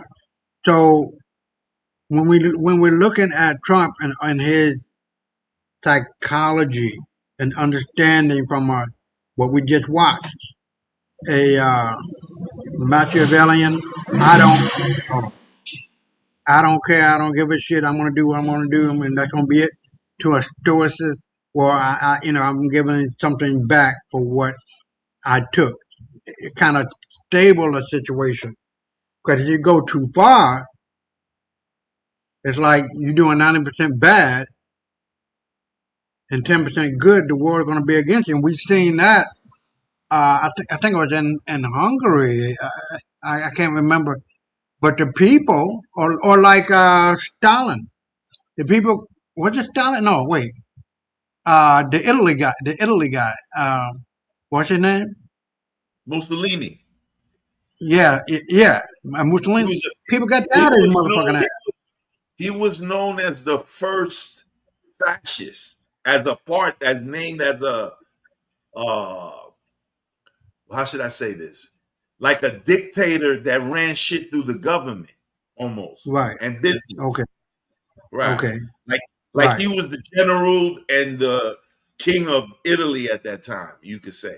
Okay. Right. Okay. And like that video said, you have to be so careful about hubris that you begin to believe your own bullshit. And this is the downfall of Mussolini. Now, if he had been the middle of the road kind of thing, where you do your Machiavelli and then you do your Stoicist kind of thing, uh, then he would have been all right. He would have been probably a historical figure down for centuries to come that will be remembered. But the public grew tired of his fucking ass and they ended up killing him. The Germans, the people grew tired of that, and justice came in the form of the trials, the Nuremberg trial. So, there's only a certain amount of evil that you can do where you have to balance it out with the good. And if you get too soft, what's a good position? What's a good example of a person empowered that was too soft? I'm trying to think of somebody, but you know what I'm saying. Just like I'm ready to tell you the name right now. who? Kwame Nkrumah. Who? Kwame Nkrumah. She not she. Yeah, okay, all Yeah. right. Yeah, Nkrumah was a socialist, I believe, in the beginning, and then when right. when he got rid of the British from controlling the cocoa market, they paid him back by just eliminating him out of the market, period. So they wasn't buying from him at his prices. And so Okay. country suffered because that's a big part of their exports. At least back Right. then, I don't know about now. I know the Ivory Coast and Ghana has some of the, they say, the best cocoa in the world. So Right. that Okay. region of the world has, and it's cheap to refine. So what happened was the people started getting on him because they're not getting their money, and then he had to become a dictator. And he was still trying to, put in socialist victims, but it wasn't working. So he had to wind up. And then the British moved in because they knew he was going to, get rid of him and tell the diplomats, go home. We not fucking with y'all no more. What Mugabe did 20 years ago. Right. Right. So the same Okay. thing. So in my opinion, it wasn't the wrong move. He did, again, like I said, in the point that I made before you started talking again, was he didn't consider how they would destroy the country even if they couldn't get him. He died in Belgium, I believe, in the 70s. He didn't die as a result of that revolution, but he went Okay. on Right. to live with some white woman in Belgium, and then he died there in the 70s. And it was alleged, before I finish, that he was poisoned to death. Alleged. I didn't say he Okay. was. I'm done. Okay. A good movie that exemplifies all of that, the Stoicism and the Machiavellianist would be The Godfather, Godfather 1, 2, 3. I think it was there 4 parts, or whatever it was, perfect. Michael, or somebody said, "You want to kill everybody, Michael?" No, I just want to kill my enemy. That's it. Hey, another one, No, and I'm not going to go right. deep, but I'm going to Yeah, give you yeah, yeah. another leader that got soft. Okay. Gaddafi. When he gave up his nukes, he invited the U.S. in to take him out of There there. you, all right, there you go. There you go. There you go. There you go. Because when you're dealing with sharks, great white sharks, I'll never forget. I was talking to my aunt, and during the time, because my mother helped George. I'm about to say George Washington, Harold Washington, to get into office, along with her group of women who were part of that. Was Steve What Coakley a I'm part of that saying movement? is that, huh? Say what I now? didn't mean to, I didn't mean to cut your wisdom, brother. I apologize. I asked you, was Steve Coakley a part of that movement as well? Oh, I don't know. What movement? Steve Coakley, was he a part of? Wasn't he a part of Harold Washington's Oh, I don't campaign? remember that. I don't remember that. Oh, okay. I My doubt. apologies. My Yeah, yeah. No, apologies. no, no. I understand. So, uh, the point I'm trying to make is that, um, there's a time and a place for everything, and you have to have wisdom and discernment to know when to do it. And so when I was talking to my aunt, she was saying, "And a ocean, you had the great white shark, and people hooping, hollering, and yelling, screaming, woo, ah, woo, woo." But you got to remember, Isaiah, that the great white shark always get beat up by the killer whale, the black shark. It's its enemy. So you have your natural enemies. It's just how it is. And the world in which we are living now, where allegedly white folks run it, and they've been running it. They haven't ran it. It's the illusion of Machiavelli that if you are a true stoicist, you'll be able to see that they're playing this game, this narrative, this smoke screen that they are the magician. And when you begin to see it for what it is, not for what you would like for it to be, because we're going to get into one of these videos where you see this little black girl and she's getting all upset and everything, but that's due to the fact that the fucking parent don't know a motherfucking thing about our own history in order to deal with these troglodyte bitches. It is for that fucking reason that we are still kissing ass to these nasty ass, dirty ass troglodyte bitches and bats. They're throwing up in the air a narrative and a smoke screen that if you clear out all the goddamn smoke, you see this little bitch of a motherfucker talking shit. And all you got to do is just literally beat the shit out of them, or economically, politically, and spiritually put them under lock and key. And this is exactly what is happening right now. The global south is kicking ass and taking names. And one of the generals of Iran was saying, you motherfuckers, you cannot, as you have done, you cannot now turn back the hands of time. It's over and fucking done with, and we're taking this shit back. Cause we can see that you're bullshitting, and all these goddamn what do you call those big ass boats? The aircraft fleet, whatever the fuck it is. America's bullshit. They're getting 80% of You what talking they about? are. You talking about an aircraft carrier? Yeah, aircraft carrier. Man, who gives a fuck? You blow that motherfucker up from the bottom up. America got too many motherfucking weak spots. See, and then Trump done fucked up like he always has, fucked up in his whole goddamn life, exposing these motherfuckers for what they are. You see, when the Eli Chappelle Treaty was signed, that unified all of Europe. The white boy looking at the other white boy talking about What's the name of it again?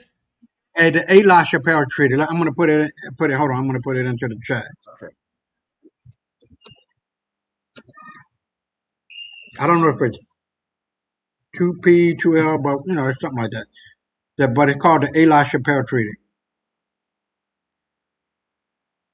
Is when white boys were looking at each other, and that was before the 1812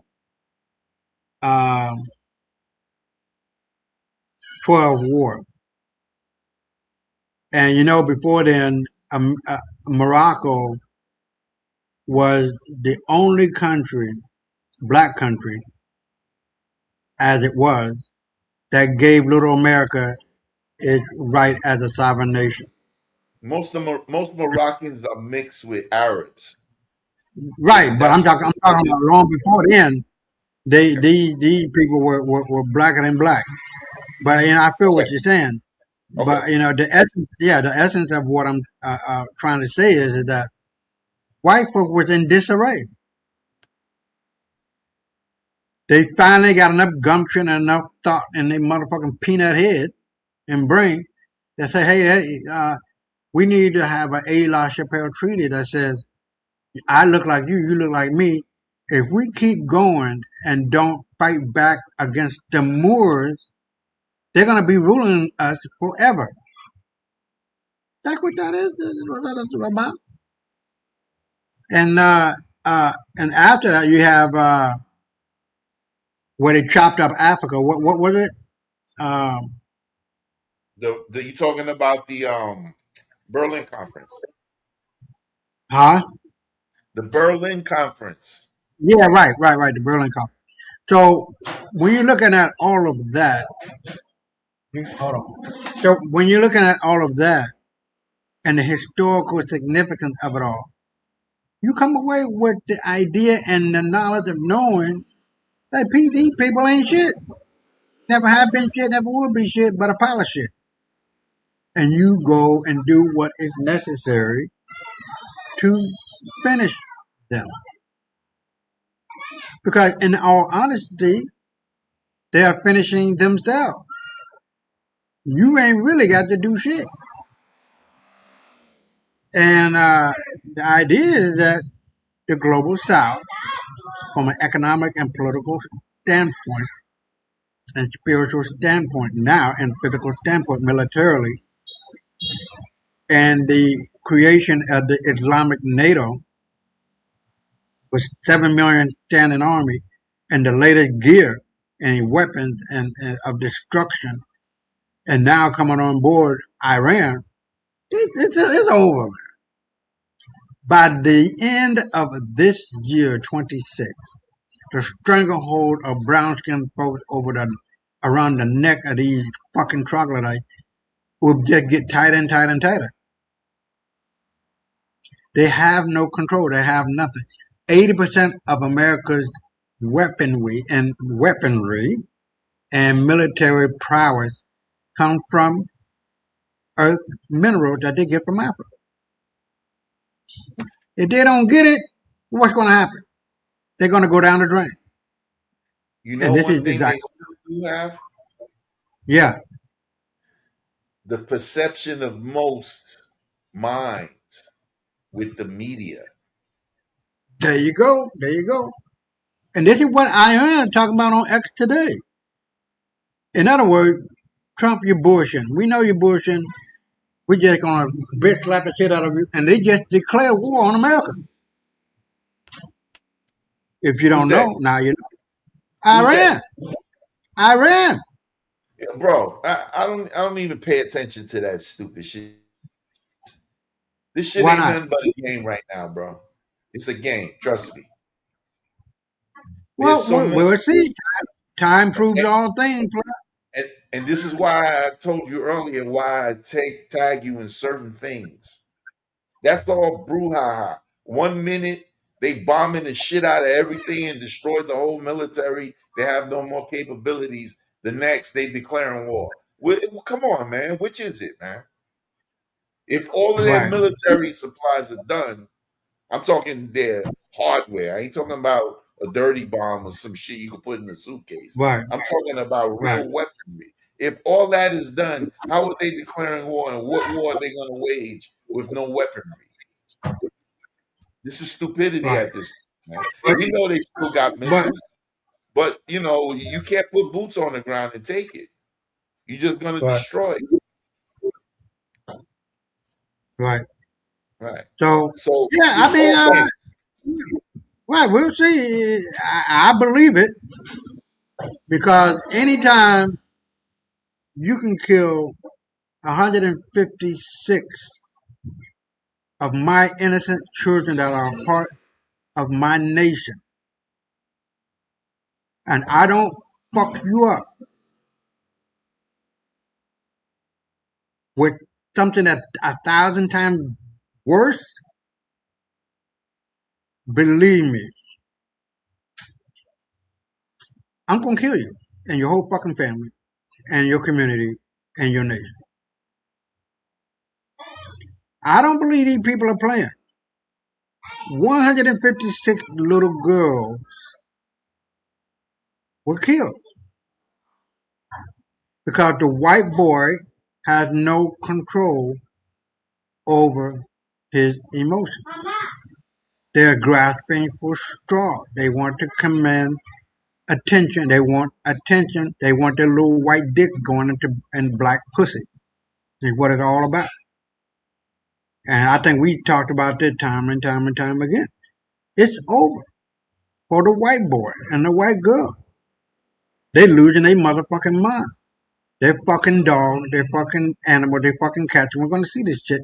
They got a boy cat that was so brutally sexually abused, it damn near died. They had to reconstruct its anal hole.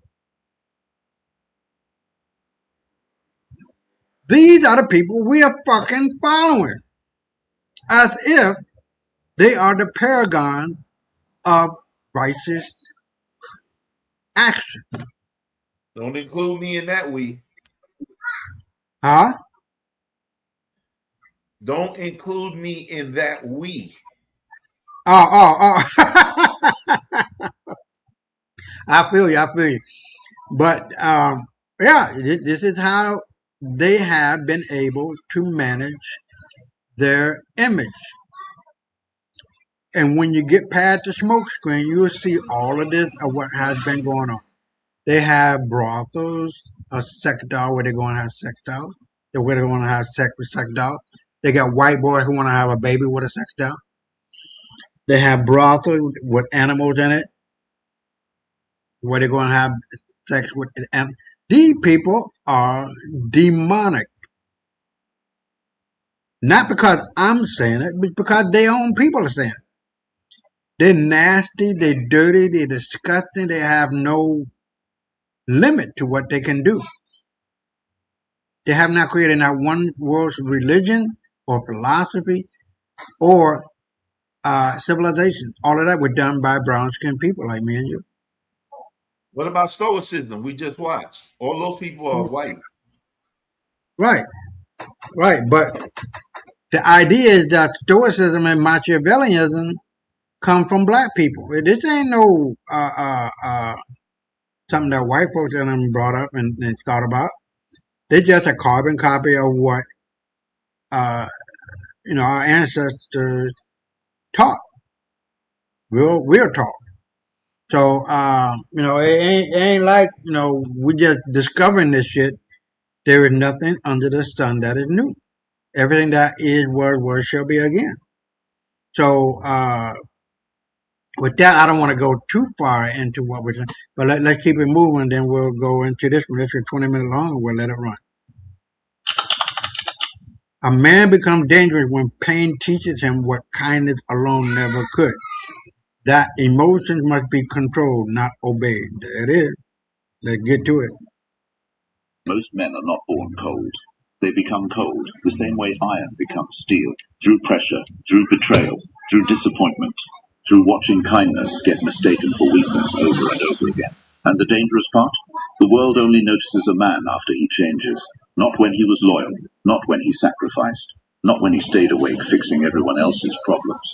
No, the world notices him after something inside him dies. So let me ask you something before we begin. What created the coldest version of you? Betrayal, heartbreak, being ignored, being used, or realizing nobody was coming to save you? Comment your answer below. And if you stay until the end of this video, you'll understand exactly why Machiavelli believed cold-hearted men often rise higher than emotional ones, and why the man who controls his emotions controls the entire game. Because this is not just about becoming cold, it's about becoming untouchable. Most men think becoming strong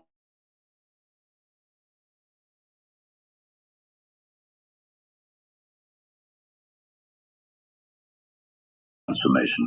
A man becomes cold the moment he realizes emotions are expensive, especially for men. The world praises emotional men in speeches, but rewards controlled men in reality. The moment a man understands this, his entire personality changes, and usually, it begins with pain. Machiavelli once understood something brutal about human nature. People are selfish. Not evil all the time, not monsters, just selfish. As long as you are useful, they stay. As long as you entertain them, help them, provide for them, sacrifice for them, they clap for you. But the moment you become weak, most disappear. That realization destroys innocence in a man forever. There is a specific kind of silence a man experiences after betrayal. A dangerous silence, the kind where he stops explaining himself, stops arguing, stops begging people to understand him, and instead he watches, learns, adapts. That is how coldness begins, not from hate, but from understanding. A young man enters the world believing loyalty is enough. Then life teaches him otherwise. The girl he would have died for chooses another man. The friends he sacrificed vanish when he struggles. The family he tries to impress still criticize him. The world he tried to be soft with crushes him anyway, and he changes. Not overnight. Slowly. Pain reshapes him one disappointment at a time. This is why some of the calmest men you meet are the most dangerous. Because they were once emotional, once trusting, once soft-hearted, until life educated them. Machiavelli believed a man must learn reality instead of fantasy. That is where most men fail. They live by ideals while the world moves by power. They think everyone thinks like them. Big mistake. A manipulative person studies your kindness. A selfish person studies your patience. A fake friend studies your weaknesses. While good men are busy trying to be accepted, ruthless people are busy gaining control. And eventually, the good man notices. That moment changes him forever. You can literally see it in his eyes. The innocence disappears. His smile becomes smaller, his words become fewer, his circle becomes tiny, because he finally understands something dangerous. Access to him is a privilege. Not everyone deserves his heart. And this is where weak men misunderstand cold-hearted men. Cold men are not always cruel. Sometimes they are simply healed from illusion. There is a difference. A weak man reacts emotionally to everything. A strong man observes everything. That is power. The ability to stay calm while others lose control. Most men lose their future because they cannot control temporary emotions. One insult destroys their peace. One heartbreak destroys their focus. One rejection destroys their confidence. Machiavelli would laugh at this, because he understood emotions are weapons used against predictable men. The more emotional you are, the easier you are to manipulate. Think about it. Why do toxic people provoke you emotionally? Why do manipulators play with your feelings? Why do enemies want reactions from you? Because emotional men are easy to control. But cold men become difficult to move, and that scares people, especially in today's world. A man who no longer seeks approval becomes dangerous. A man who can walk away becomes powerful. A man who can control desire, anger, attachment, and emotion becomes almost impossible to defeat. That is why heartbreak transforms men so deeply. Heartbreak is not just sadness, it is awakening. It forces a man to see reality without fantasy covering his eyes. And once a man truly sees reality, he can never fully go back. Some men become bitter after pain, but the intelligent man becomes disciplined. That is the difference. One destroys himself, the other rebuilds himself. And Machiavelli respected men who adapted, because nature itself respects adaptation. The naive man says people should be good. The wise man says people are who they are. Adjust accordingly. Massive difference. One lives emotionally, the other lives strategically. And strategy always wins long term. Notice something. The coldest men are often the hardest workers. Why? Because they stopped expecting emotional rescue. Nobody is coming. That realization creates monsters. A man who fully understands he must save himself becomes relentless. He stops wasting energy complaining, stops chasing validation, stops explaining dreams to people who secretly doubt him. He simply works quietly, dangerously. While everyone sleeps, he builds. While everyone parties, he studies. While everyone seeks attention, he seeks power. And eventually, the same people who ignored him start calling him different. But they never saw the nights that created him. They never saw the suffering. Machiavelli understood something terrifying. Suffering can either soften a man or sharpen him. Most men break from pain. A few become stronger because of it. Those are the men history remembers. Now listen carefully. There comes a moment in every man's life where he must decide. Will pain make him emotional or disciplined? Because pain gives birth to both weakness and greatness. Weak men seek distractions. Strong men seek transformation. Weak men numb themselves. Strong men improve themselves. Weak men blame the world. Strong men master themselves. That is the difference between a victim and a dangerous man. And here is the truth nobody says out loud. Cold-hearted men are often created by loving too hard. Read that again. The man who now trusts nobody, once trusted completely. The man who now keeps distance, once gave people unlimited access. The man who now looks emotionally detached, once cared too deeply. Pain did not invent his coldness. Pain revealed necessity. Because eventually a man realizes too much emotion without control destroys him. So he learns emotional discipline. And emotional discipline changes everything.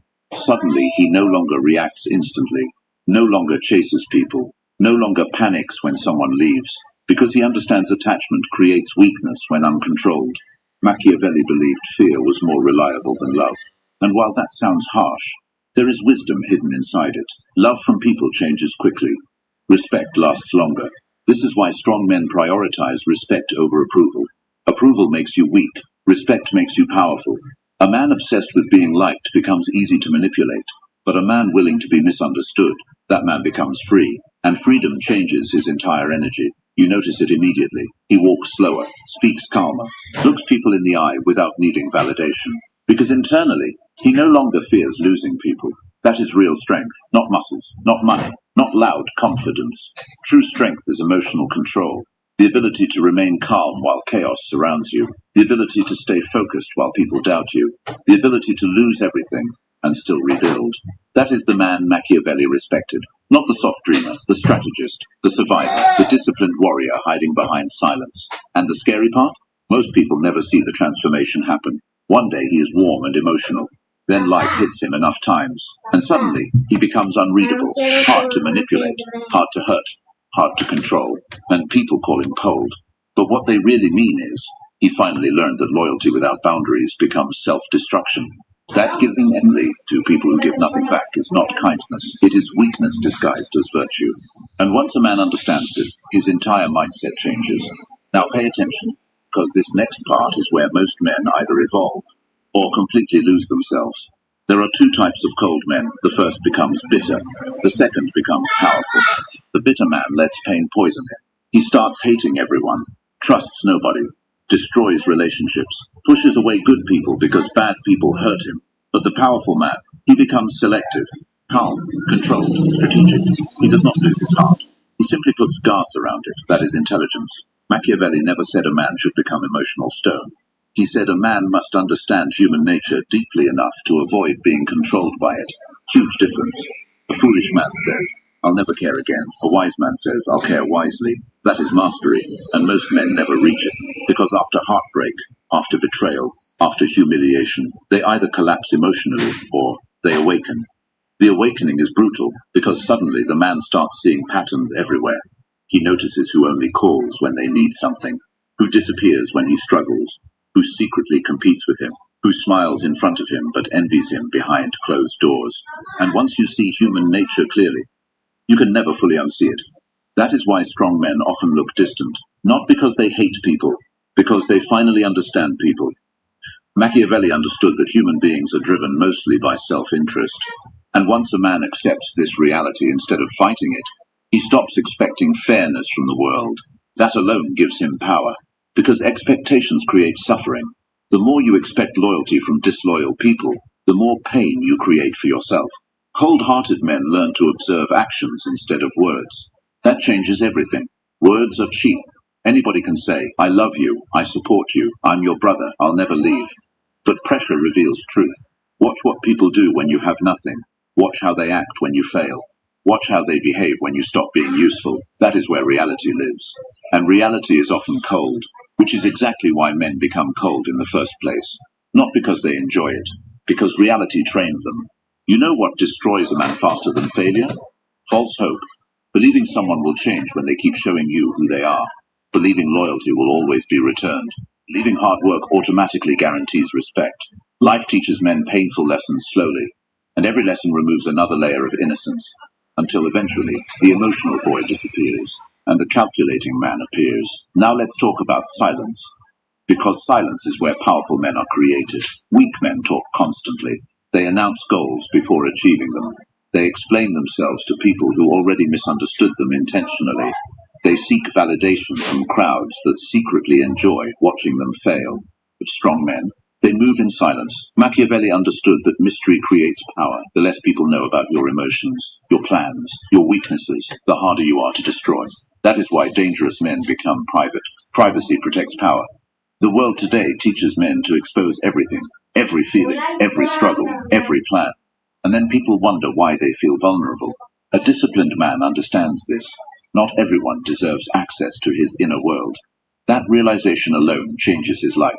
Suddenly he stops oversharing, stops begging for understanding, stops trying to convince people of his worth. He lets results speak, and results speak louder than emotion ever will.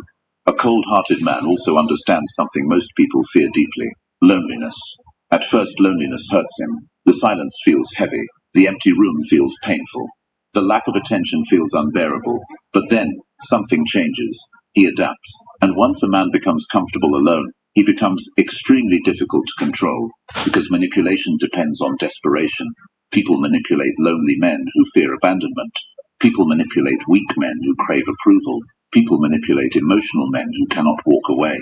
But a man who enjoys his own company, a man who can sit alone without panic, that man becomes dangerous. Because now his decisions are no longer based on fear, they are based on logic. Machiavelli respected this type of man. The man who chooses strategy over emotion. And no, that does not mean becoming heartless. It means becoming disciplined enough to think clearly even when emotions are screaming. That is real masculinity. Not aggression, control. Anybody can lose control. Anybody can explode emotionally. Anybody can react. But staying calm under pressure, that is rare, that is power. Look at men who dominate life. Most are emotionally controlled. They do not reveal panic easily. They do not react impulsively. They do not let temporary feelings destroy long-term goals. Meanwhile, emotional men sabotage themselves daily. One emotional decision ruins years of progress.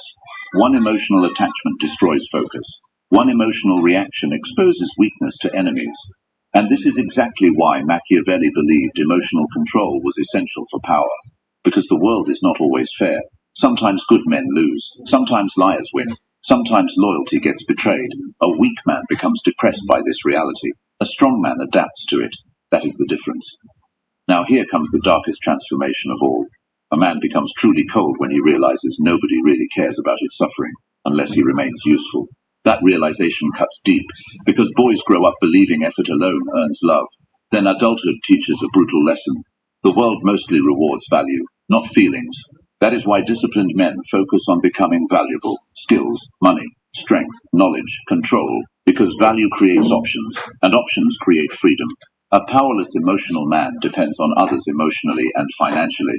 A disciplined cold man depends on himself. That independence changes his energy completely. You can feel it when he enters a room. He is not desperate, not needy, not seeking approval. He observes quietly, and ironically. People respect him more because of it. This is the strange truth about human nature. The more desperate you are for attention, the less respect people give you.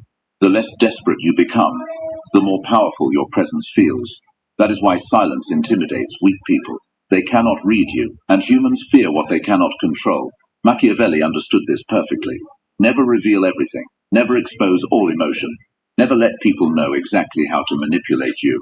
That does not mean becoming fake. It means becoming disciplined. Because honesty without wisdom becomes self-destruction. Now let me tell you something most men need to hear. Coldness alone is not strength. Anybody can shut down emotionally.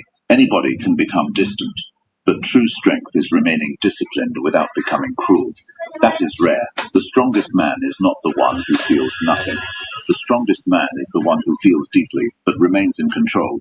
That takes power, because inside every cold man, there is usually a story nobody knows, a betrayal nobody saw, a humiliation nobody heard about, a heartbreak he never fully spoke about, a season where life almost broke him completely. And instead of talking endlessly about it, he transformed through it.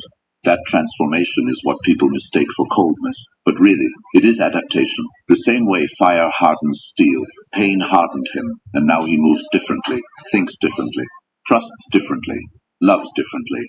Because once a man survives enough disappointment, he stops viewing the world through fantasy. He starts viewing it through truth. And truth changes men forever. Truth teaches a man that nobody is coming to save him. And that realization is both terrifying and liberating. Because the moment a man stops waiting for rescue, he becomes responsible for his own life. That is where real strength begins. Not when life becomes easy, but when excuses die. Machiavelli understood something most men avoid admitting. Power belongs to disciplined men, not emotional men, not lazy men, not distracted men, disciplined men. The man who can wake up exhausted and still work. The man who can be heartbroken and still focus. The man who can feel pain without collapsing under it. That man becomes unstoppable over time. Because life respects consistency more than emotion. And most men fail because they follow feelings. They work when motivated. They improve when inspired. They stay loyal only when appreciated. But strong men move regardless of emotion. That is why cold-hearted men often rise higher. They stop negotiating with their feelings. They stop asking, "Do I feel like doing this today?" Instead, they ask, "What must be done?" That mentality changes everything. Because emotions are temporary, but consequences are permanent. A weak man spends money emotionally, then suffers financially. A weak man reacts angrily, then destroys relationships. A weak man chases pleasure constantly, then wonders why his future collapses. Machiavelli believed self-control separated rulers from victims. And honestly, he was right. Look around. Most people are controlled by impulses, controlled by lust, controlled by anger, controlled by attention, controlled by fear. They are emotionally owned by the world around them. But a disciplined man, he controls himself first. And a man who controls himself becomes difficult for others to control. That is true power. The cold-hearted man learns this after enough suffering. After enough nights staring at ceilings wondering why loyalty was not enough. After enough disappointment from people he trusted blindly. After enough moments, realizing kindness without boundaries invites disrespect. He evolves, and evolution always looks cold to people who stayed the same. Notice how people react when a man changes, when he stops chasing, stops over-explaining, stops tolerating disrespect. Suddenly people accuse him of being arrogant. Why? Because weak people benefited from his old softness. The moment he develops standards, they become uncomfortable. That is why growth often feels lonely. Not everyone benefits from your transformation, especially those who benefited from your weakness. Machiavelli understood this deeply. He knew people often prefer weak men because weak men are easier to influence. A man who fears losing people becomes controllable. But a man who accepts solitude, a man willing to walk away, that man becomes powerful beyond measure. Because now his decisions are not controlled by emotional dependency. And dependency is one of the biggest chains in life. The desperate employee tolerates disrespect because he fears losing income. The desperate boyfriend tolerates manipulation because he fears loneliness. The desperate friend tolerates betrayal because he fears isolation. Fear keeps weak men trapped, but cold-hearted men slowly kill fear inside themselves. Not completely, but enough to act logically despite it. That is courage, not the absence of fear, control despite fear. And here is something dark most men eventually discover. People often respect what they cannot emotionally control. Think about it. The man who begs for attention gets ignored. The man who constantly seeks validation loses value. The man who chases endlessly gets taken for granted. But the man who remains calm, focused, and emotionally disciplined commands attention naturally. Because emotional scarcity creates mystery, and mystery creates power. This is why cold men often become magnetic, not because they are cruel, because they are composed. Their energy feels stable. Predictable, emotionally unstable people create chaos. But emotionally disciplined men create presence. And presence is powerful. Boy, I tell you, the 3 pillars of Stoicism that will solve your problem. This is before we get into the extra, buddy. You got anything you want to add to it? Nope. You heard me? No? Nope. I ain't got nothing to Oh, say. okay. Yeah. All right, let's keep it moving. This is 10 minutes long, and we right into the X-File, because you know that's not going to last long. Pretty short, but let's get to it, and I'll be right back. The 3 pillars of Stoicism that will solve your problem. Wrong. Not catastrophically wrong. Just wrong. Maybe your boss said something that stuck with you all day. Maybe a relationship hit a wall. Maybe you made a decision you regret, and you've been replaying it on a loop ever since. Like a song you hate, but can't get out of your head. Now here's the real question. When that thing went wrong, what did you do with it? Because most of us, and I mean most of us, do one of 2 things. We either explode outward, we vent, we blame, we spiral into every conversation we can find, just to get someone to agree that yes, it was unfair. Yes, you didn't deserve it. Yes, the world is cruel. Or we implode. We go quiet. We carry it. We let it sit in our chest like a stone, and we just walk around with the weight of it, pretending everything is fine. And neither of those things actually solves anything. You know that. I know that. We all know that. But we keep doing it anyway, because nobody ever handed us a better way. Well, about 2,000 years ago somebody did, and his name was Marcus Aurelius, and before him Epictetus, and before him a man named Zeno, who stood in a painted porch in Athens and started teaching a philosophy that would eventually outlast every empire, every king, and every self-help trend that ever tried to replace it. They called it Stoicism. And no, it doesn't mean what most people think it means. It doesn't mean being cold. It doesn't mean suppressing your emotions and walking through life like a statue. It means something far more powerful than that. It means learning, genuinely learning, how to stop being a passenger in your own life and start being the driver. And it starts with 3 pillars. 3 ideas so simple they almost feel too simple. But don't let that fool you, because simple and easy are 2 very different things. The first pillar is this: control what you can, release what you can't. Epictetus. And if you don't know who he was a former slave who became one of the greatest philosophers who ever lived, which already tells you something about this philosophy. Epictetus said that everything in life falls into one of two categories: things that are up to us, and things that are not up to us. Up to us, our thoughts, our choices, our reactions, our effort, our values. Not up to us, the weather, other people's opinions, traffic, the economy, whether your flight gets delayed, whether someone likes you back, whether the deal closes, whether the diagnosis comes back clean. Now, here's where people get this wrong. They hear, release what you can't control, and they think it means give up, surrender, stop caring. That's not it. That's the opposite of it. What it actually means is this: stop spending your energy on the outcome and start spending it on the effort. Because the effort, that's yours. That belongs to you completely. The outcome never did. It never will. You can do everything right and still lose. You can do everything wrong and somehow win. That's not unfair. That's just how reality works. Think about the last time you were anxious. Really anxious. I mean the kind where your mind is running at 3 in the morning and you can't shut it off. What were you anxious about? I'd be willing to bet it was something you couldn't control. It was a reaction from someone else, or a result you were waiting on, or a future event you couldn't predict. You were lying awake spending mental energy on something that was never in your hands to begin with. The Stoics would look at that and say, redirect. Ask yourself, what can I do right now? What action is available to me in this moment? And then do that thing. And then let go of the rest. Not because the rest doesn't matter, but because holding on to it costs you everything and gives you nothing. The second pillar is harder, and honestly, it's the one most people don't want to hear. And it's this: obstacles are the path.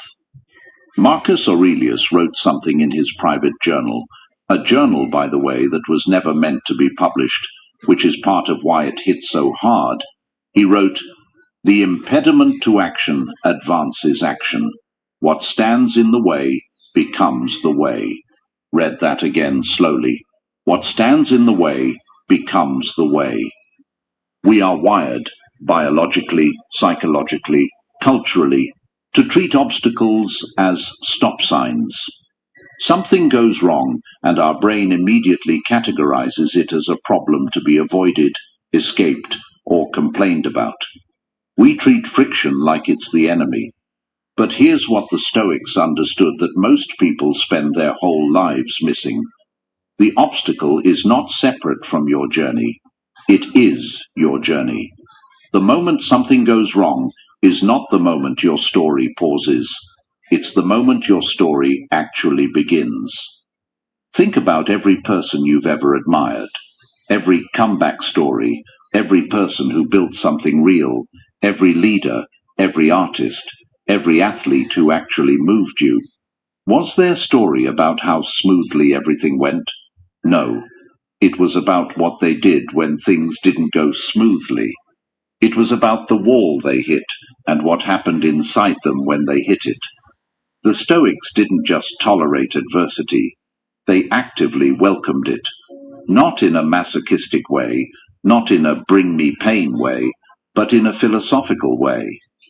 They understood that difficulty is where character is built. It is quite literally impossible to develop patience without something that tests your patience. It's impossible to develop courage without something that frightens you. The obstacle is not your enemy. It is your teacher. And in many cases, it is your greatest one.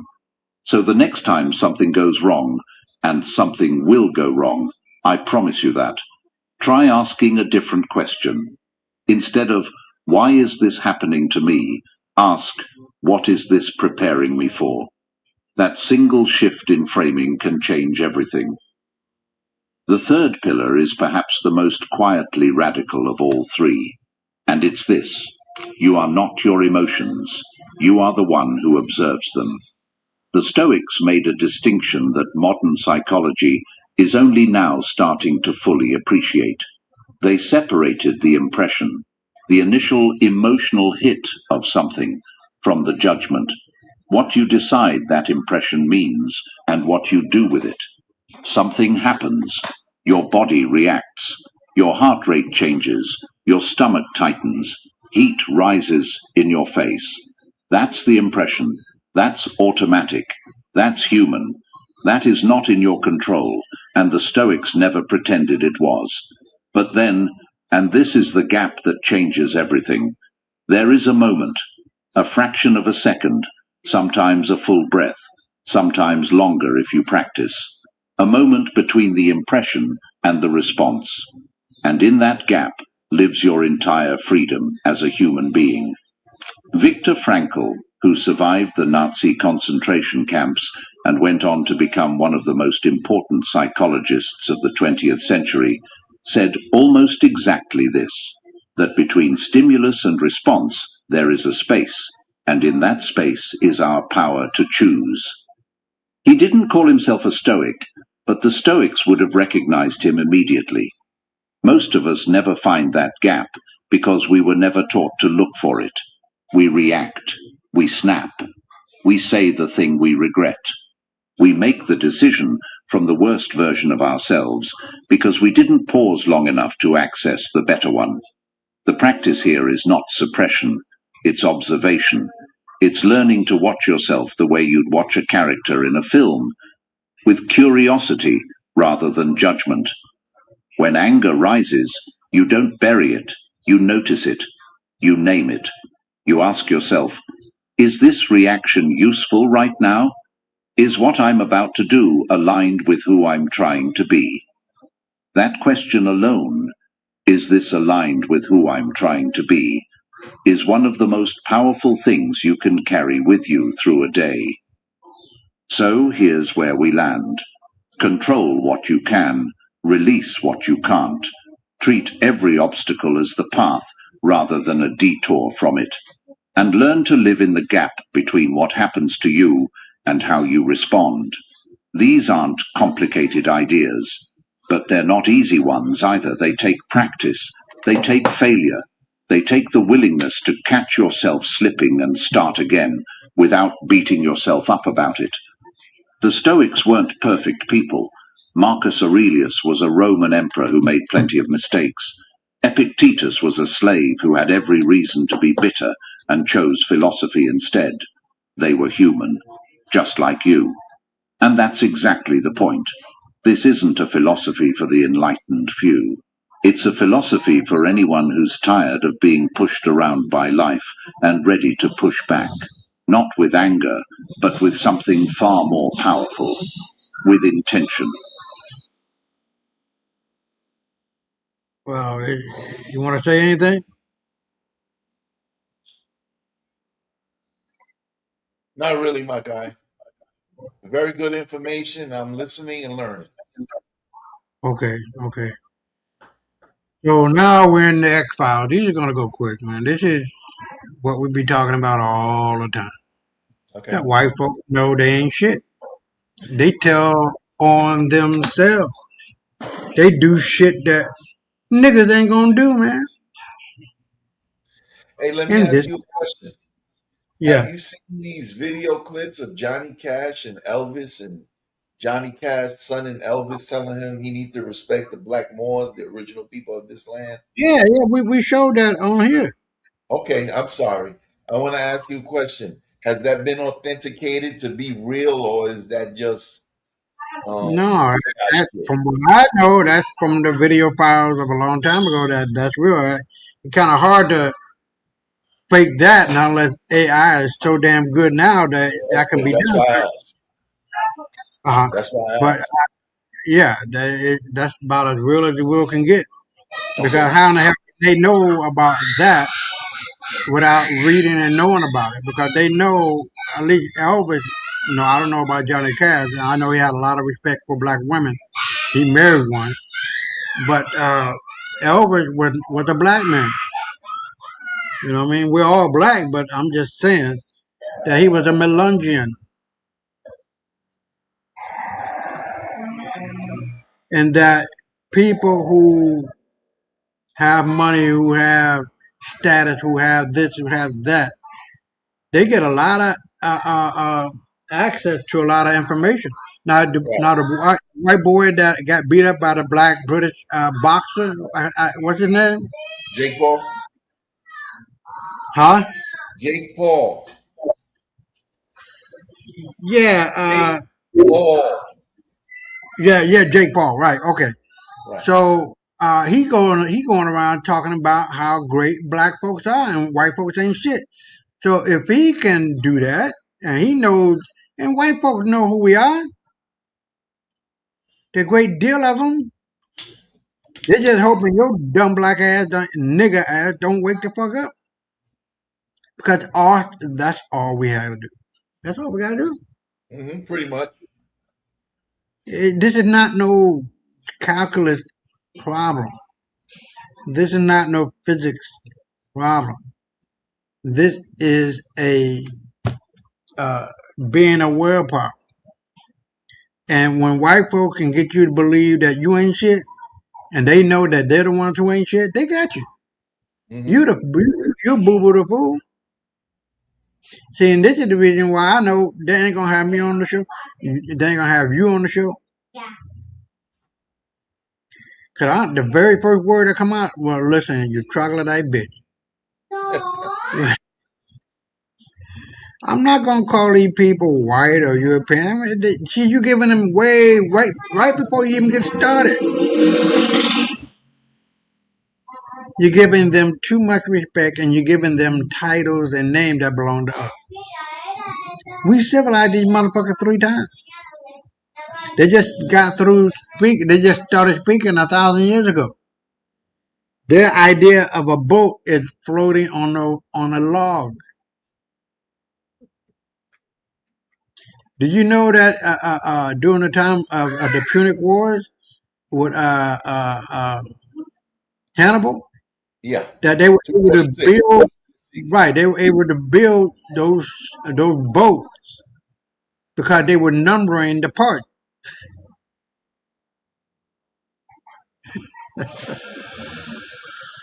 Like Lego or shit, right? Yeah, but Ford ain't the first motherfucker. Fuck Ford and they troglodyte motherfucker. They got and get everything from us. Hey, remember I was talking about cocaine earlier? Excuse me, coca from Ghana and Ivory Coast. Right. You just made me think about it. Lee Iacocca. Oh, Lee Iacocca, that was a black guy. No, he was white.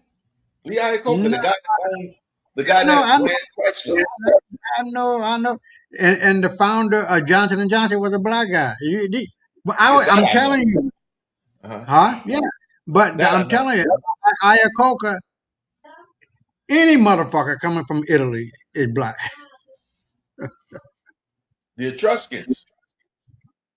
The original people of what is now called Italy is the Etruscans. The original people of Greece were black. Right. Greece is the only European. Greek is the only European language with no traces of coming from anything from Europe. Right. The language isn't based in Latin. Right. But and all languages are traced back to Africa. Pretty much with tree. No, on the real, 100%. All languages are traceable back to Africa. No ifs, no ands, no buts. And that $10,000 reward is still out there, or award, to prove that anything in my book, The White Man's Burden of Lies and Deceit, is not true. I dare, motherfucker. I'm, like we were talking about before, all these so-called white broadcasters in the media, big time, They don't want me on their show. I don't got time. I just said fuck it.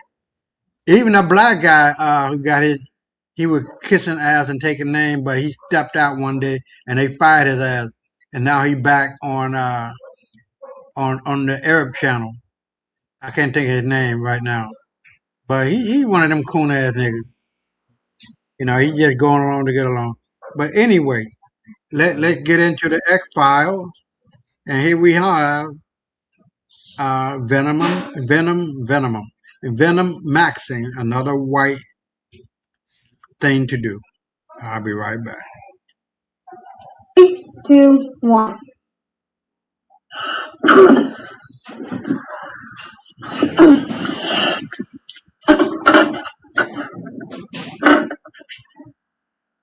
One.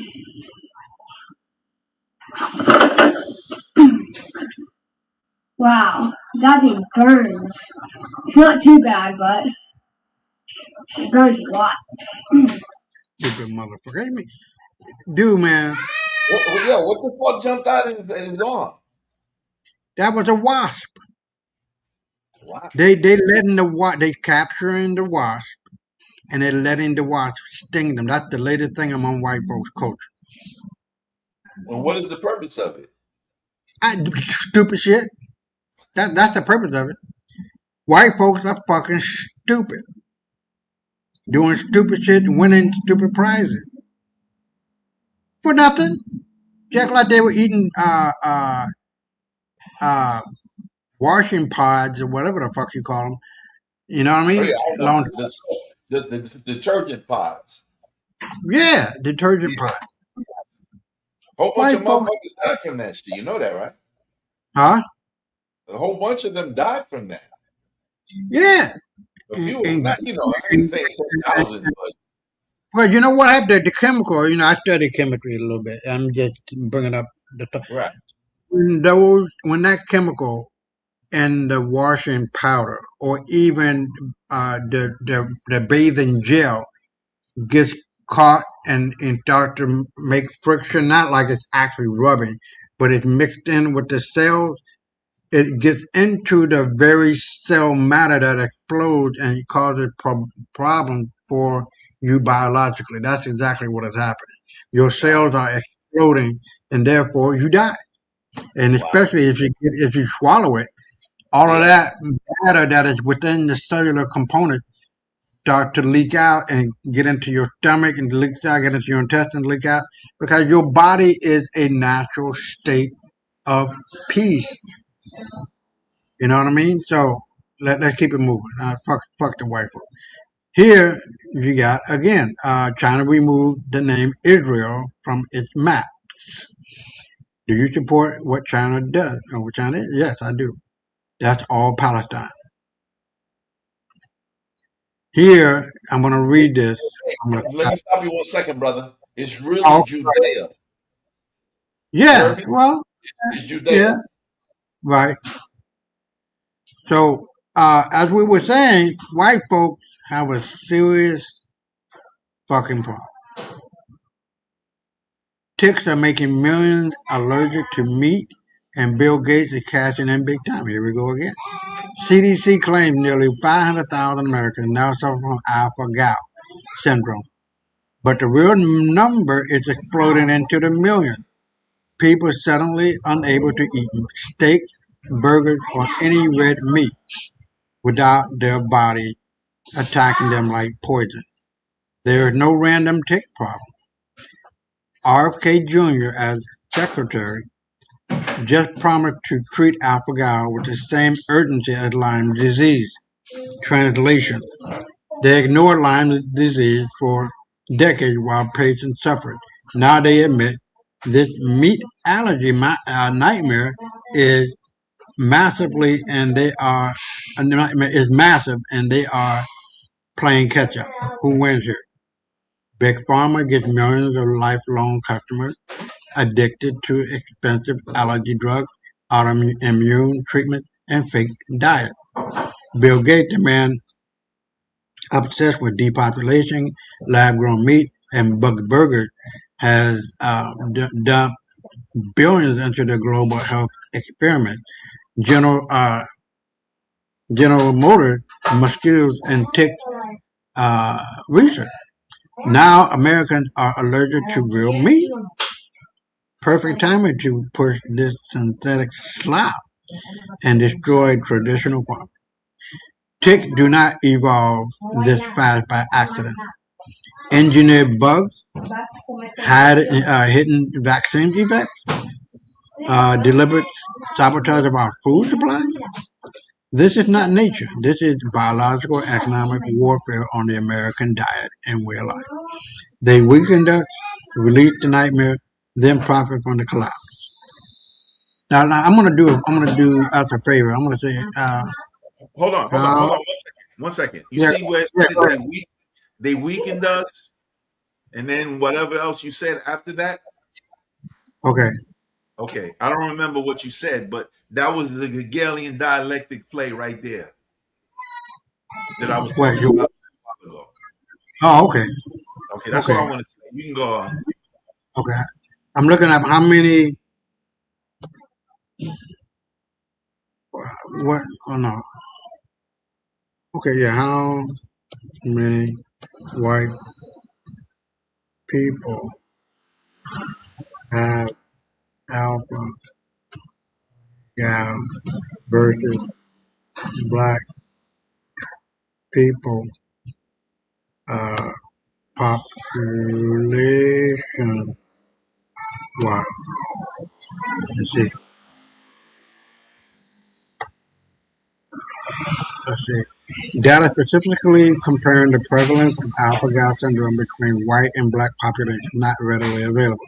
However, more women are tested for alpha-gal syndrome, but men are more likely to test positive, indicating that demographic factors may influence prevalence. Let's go into the pictures. Let's see. I'm going to bet that white folks are the ones who got it. 58% of the population, right? Okay, no. Let's see. If it's not here, I'm willing to bet that 75 to 80% of the people who have alpha-gal, who have been bitten by this tick, are white, just like it was with the COVID. The greater number of people who are being attacked are white, and about 12% or lower is black people. Because we're not out here going into the motherfucking woods looking for trouble, bitch. We're just not. It's just not. I'm gonna assume that that's the case, bro. So you got anything that we want to add to that? We're not dumb like white folks. We're not gonna be going into the woods looking for ticks, motherfucker. If we know that Bill Gates is up in that ass about COVID and he's behind that shit, black folks weren't taking the shot. Black folks are not going to be exposing themselves unnecessarily to these ticks. We're not going to be taking our black bodies walking through the forest, motherfucker, looking for pop. We just ain't going to do that. In the horror movie, black folks ain't gonna hear and then stay in the house. They're gonna leave. Yeah, right. You know what I mean? So, I would bet that out of 100 scale percent, I'm gonna say that about 75 to 80% is white folk getting bitten and suffering from alpha-gal. 12% black, and then all the other ones, the Latinos and the Chinese, are lesser than. Because somewhere, somehow, white folks are seeing aliens and shit. I have yet to look up into the sky here in the Dominican Republic to see a motherfucking spaceship doing a motherfucking thing. Nothing. Everybody, all the white folks saying the dumb shit, but I'm not saying it. Hold on. I want to put that video in the chat. So I'm not saying it, and motherfucker, well, I'm not going to no goddamn farm, bitch. We got tickets here, but it ain't the one they talking about. And you'll see where millions upon tens of millions of mosquitoes in Florida are being released in order to dampen down the disease. Why do we need these white motherfuckers on the planet? For what reason do we have? They got All these they spots. do, all they do is to bring the 4 D's to the table of humanity: death, destruction, disease, and despair. That's it. That's it. Nothing more, nothing less. They just a bunch of destructive motherfuckers. So let's move on and we'll get into the next X-File. And here we are. Netanyahu's former personal security guard caught in child predator sting attempting to rape a 15-year-old boy. Man, I'm telling you, this is not me. This is not somebody black. You black. We're trying to, throw salt on white folk, as we know them to be today. This is their own. Israel is a well-known center and place where pedophiles go. Now, this is the one I was talking about. This is a heartbreak. Girl was by that boy, and you said white people what? White people don't like you. Why you say they don't like you? Because they always don't like you. When I talk to that girl with a purple dress, she said ew. She said ew to you? Yes, she don't like you. Come here. Why she said that to you? Because no white people like me. It's okay. You don't have to be their friend, okay? Okay. Now, look. Beautiful young girl. I'm pretty sure the mother, but I'm guaranteeing you that her mother, I'm about to say that bitch, but her mother don't know shit about these people. And this is the fallacy, and the blame comes upon the parent. My boys and my kids in general, no white folks ain't shit. They understand the history. They know what happened. They know why and who and what and where and when. And so when they are in a situation where they might be in a debate or discussion or conversation, they hold their own ground. They know that these people are not white, they're troglodytes, Yurugu, Tamahu. Those are the 3 names we go by. Tamahu, Yurugus, and troglodyte, Niger, or niggers. They're the worst fucking niggers on the goddamn planet. Hands down, without a doubt. So let's do this one. I like saying yeah. Not to be edgy, nigger, it's just a word. If there was an equivalent that's guttural and gets the reaction that nigger gets for whites, I would say it. I am a hater equally. I probably despise liberal white women more than any black person, nigger, by far. I like saying it because I'm trying to do the black community a favor. You want this word not to have power, but you give it so much. Now, I know a lot of you just don't really care. We need something to be angry about because the way our world is. It's unfair. But see, it's unfair to everyone. Because us, crackers, we have zero power to offer you. It might seem like it because that's what we have told you over and over again. But trust me, believe me. So it's a word.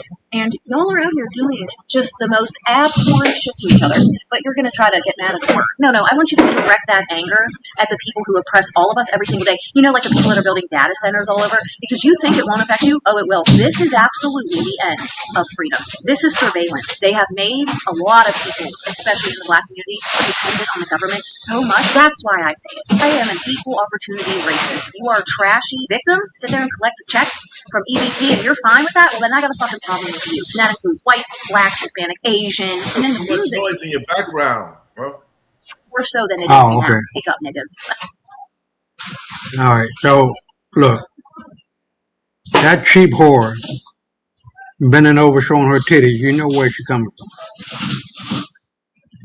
If I fuck that bitch all up on her ass, mouth, and pussy, it'll be all over. Because she'll be loving black men for the rest of her motherfucking life. Yeah.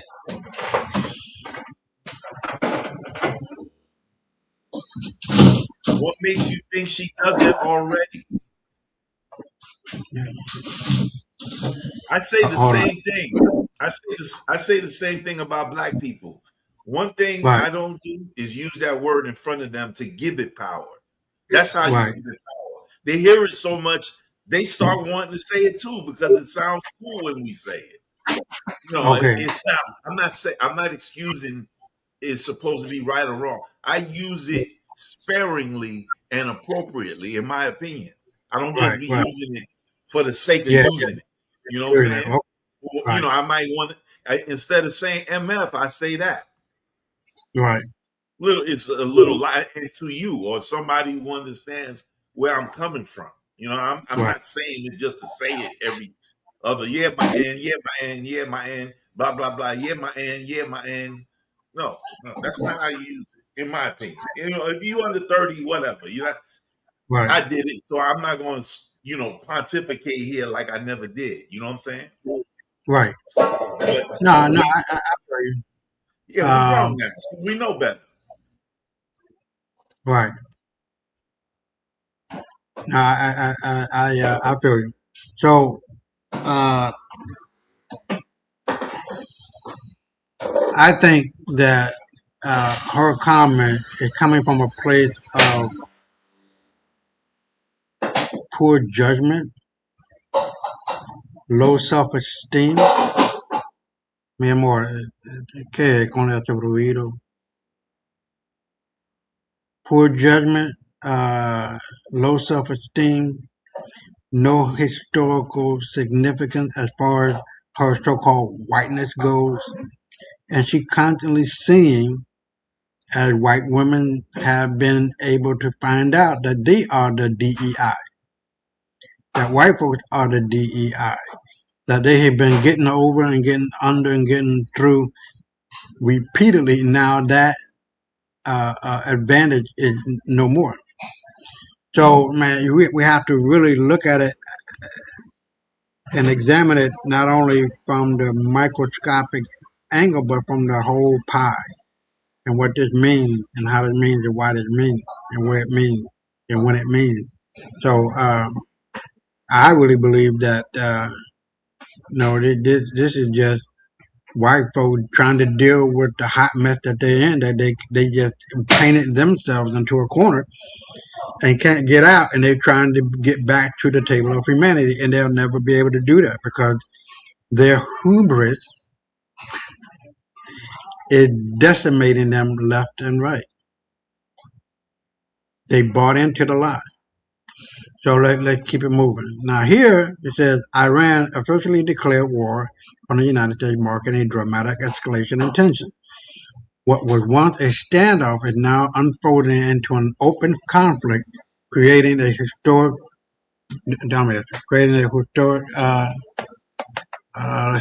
turning point with global consequences.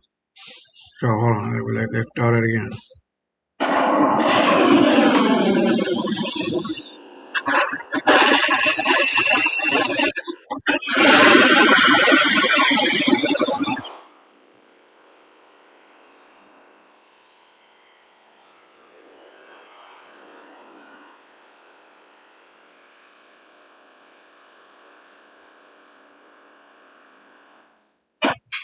And here you have Google to unleash 33 million mosquitoes across Florida and California. Bioengineered insect designed to curb disease. Bitch, who the fuck are you to curb anything? I'll be right back.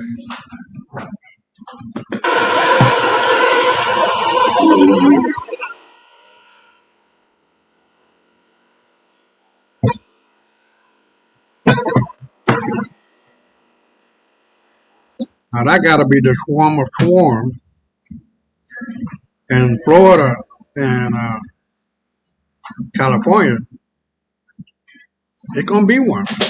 This is over.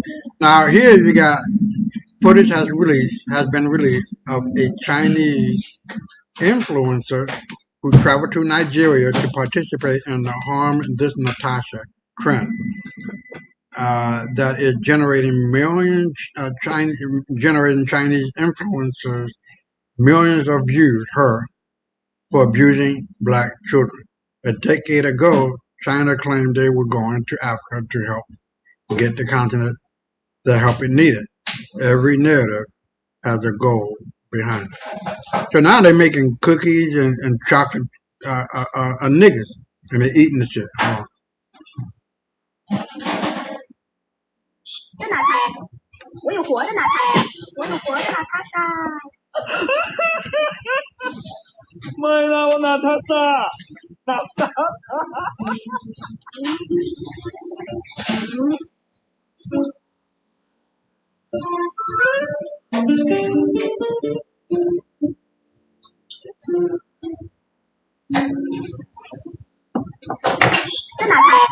That's a damn shame. And then here's the last one. All settlers must evacuate Tel Aviv immediately. They're raining down on these motherfuckers. Hold on.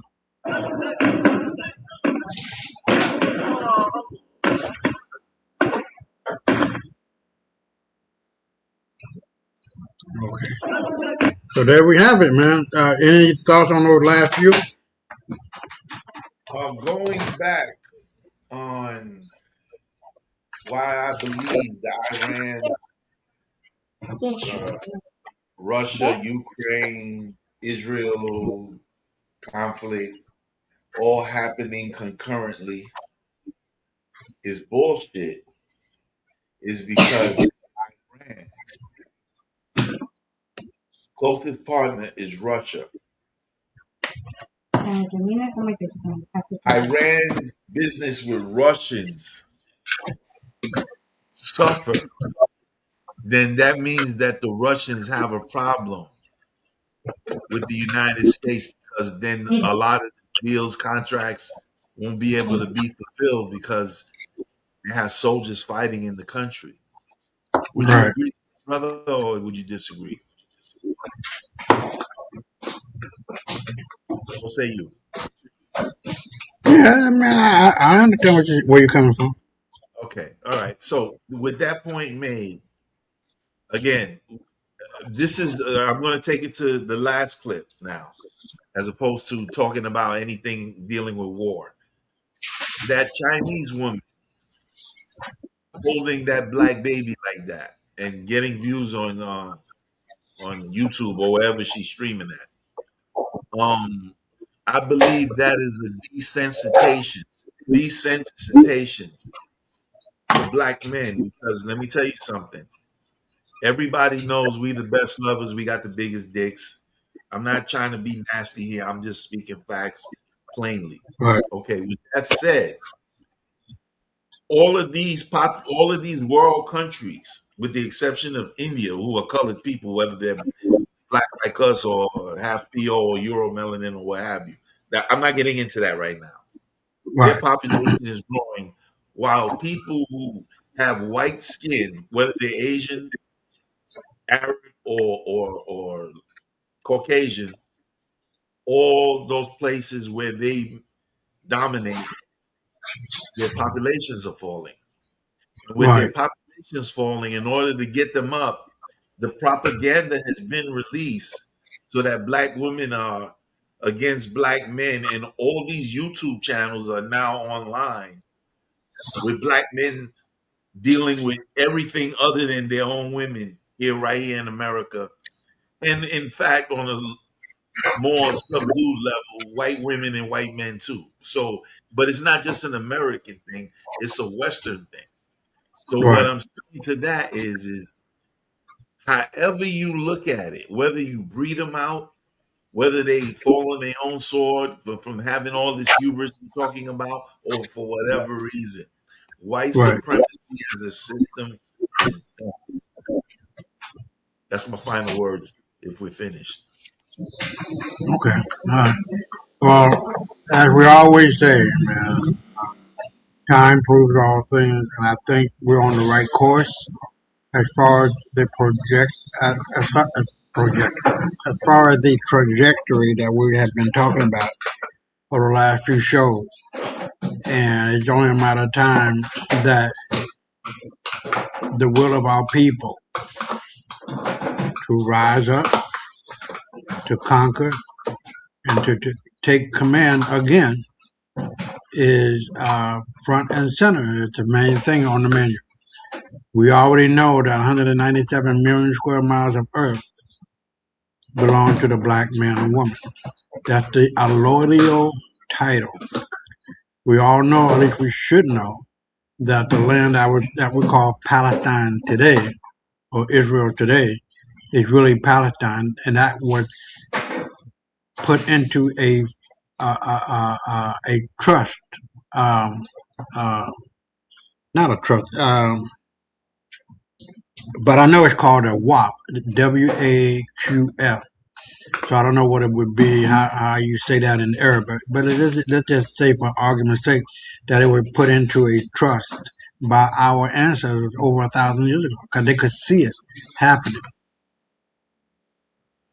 And this is where we must connect back to our ancestral roots, to the Akashic record, because our ancestors have not lost. Have not lost us. We have not lost them, but we have to nurture again the frequency of that connection, and it's not hard.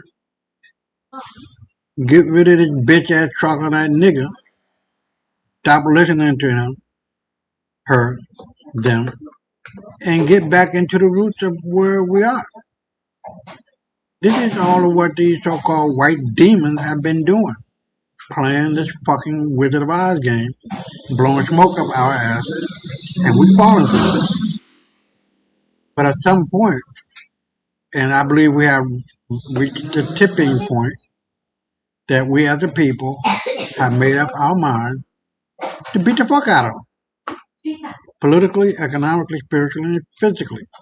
This is happening. The revolution will not be televised. Fuck all white folks. And for the next 24/7, 365, stay black. All right, now I'll holler back at you through the week. Peace.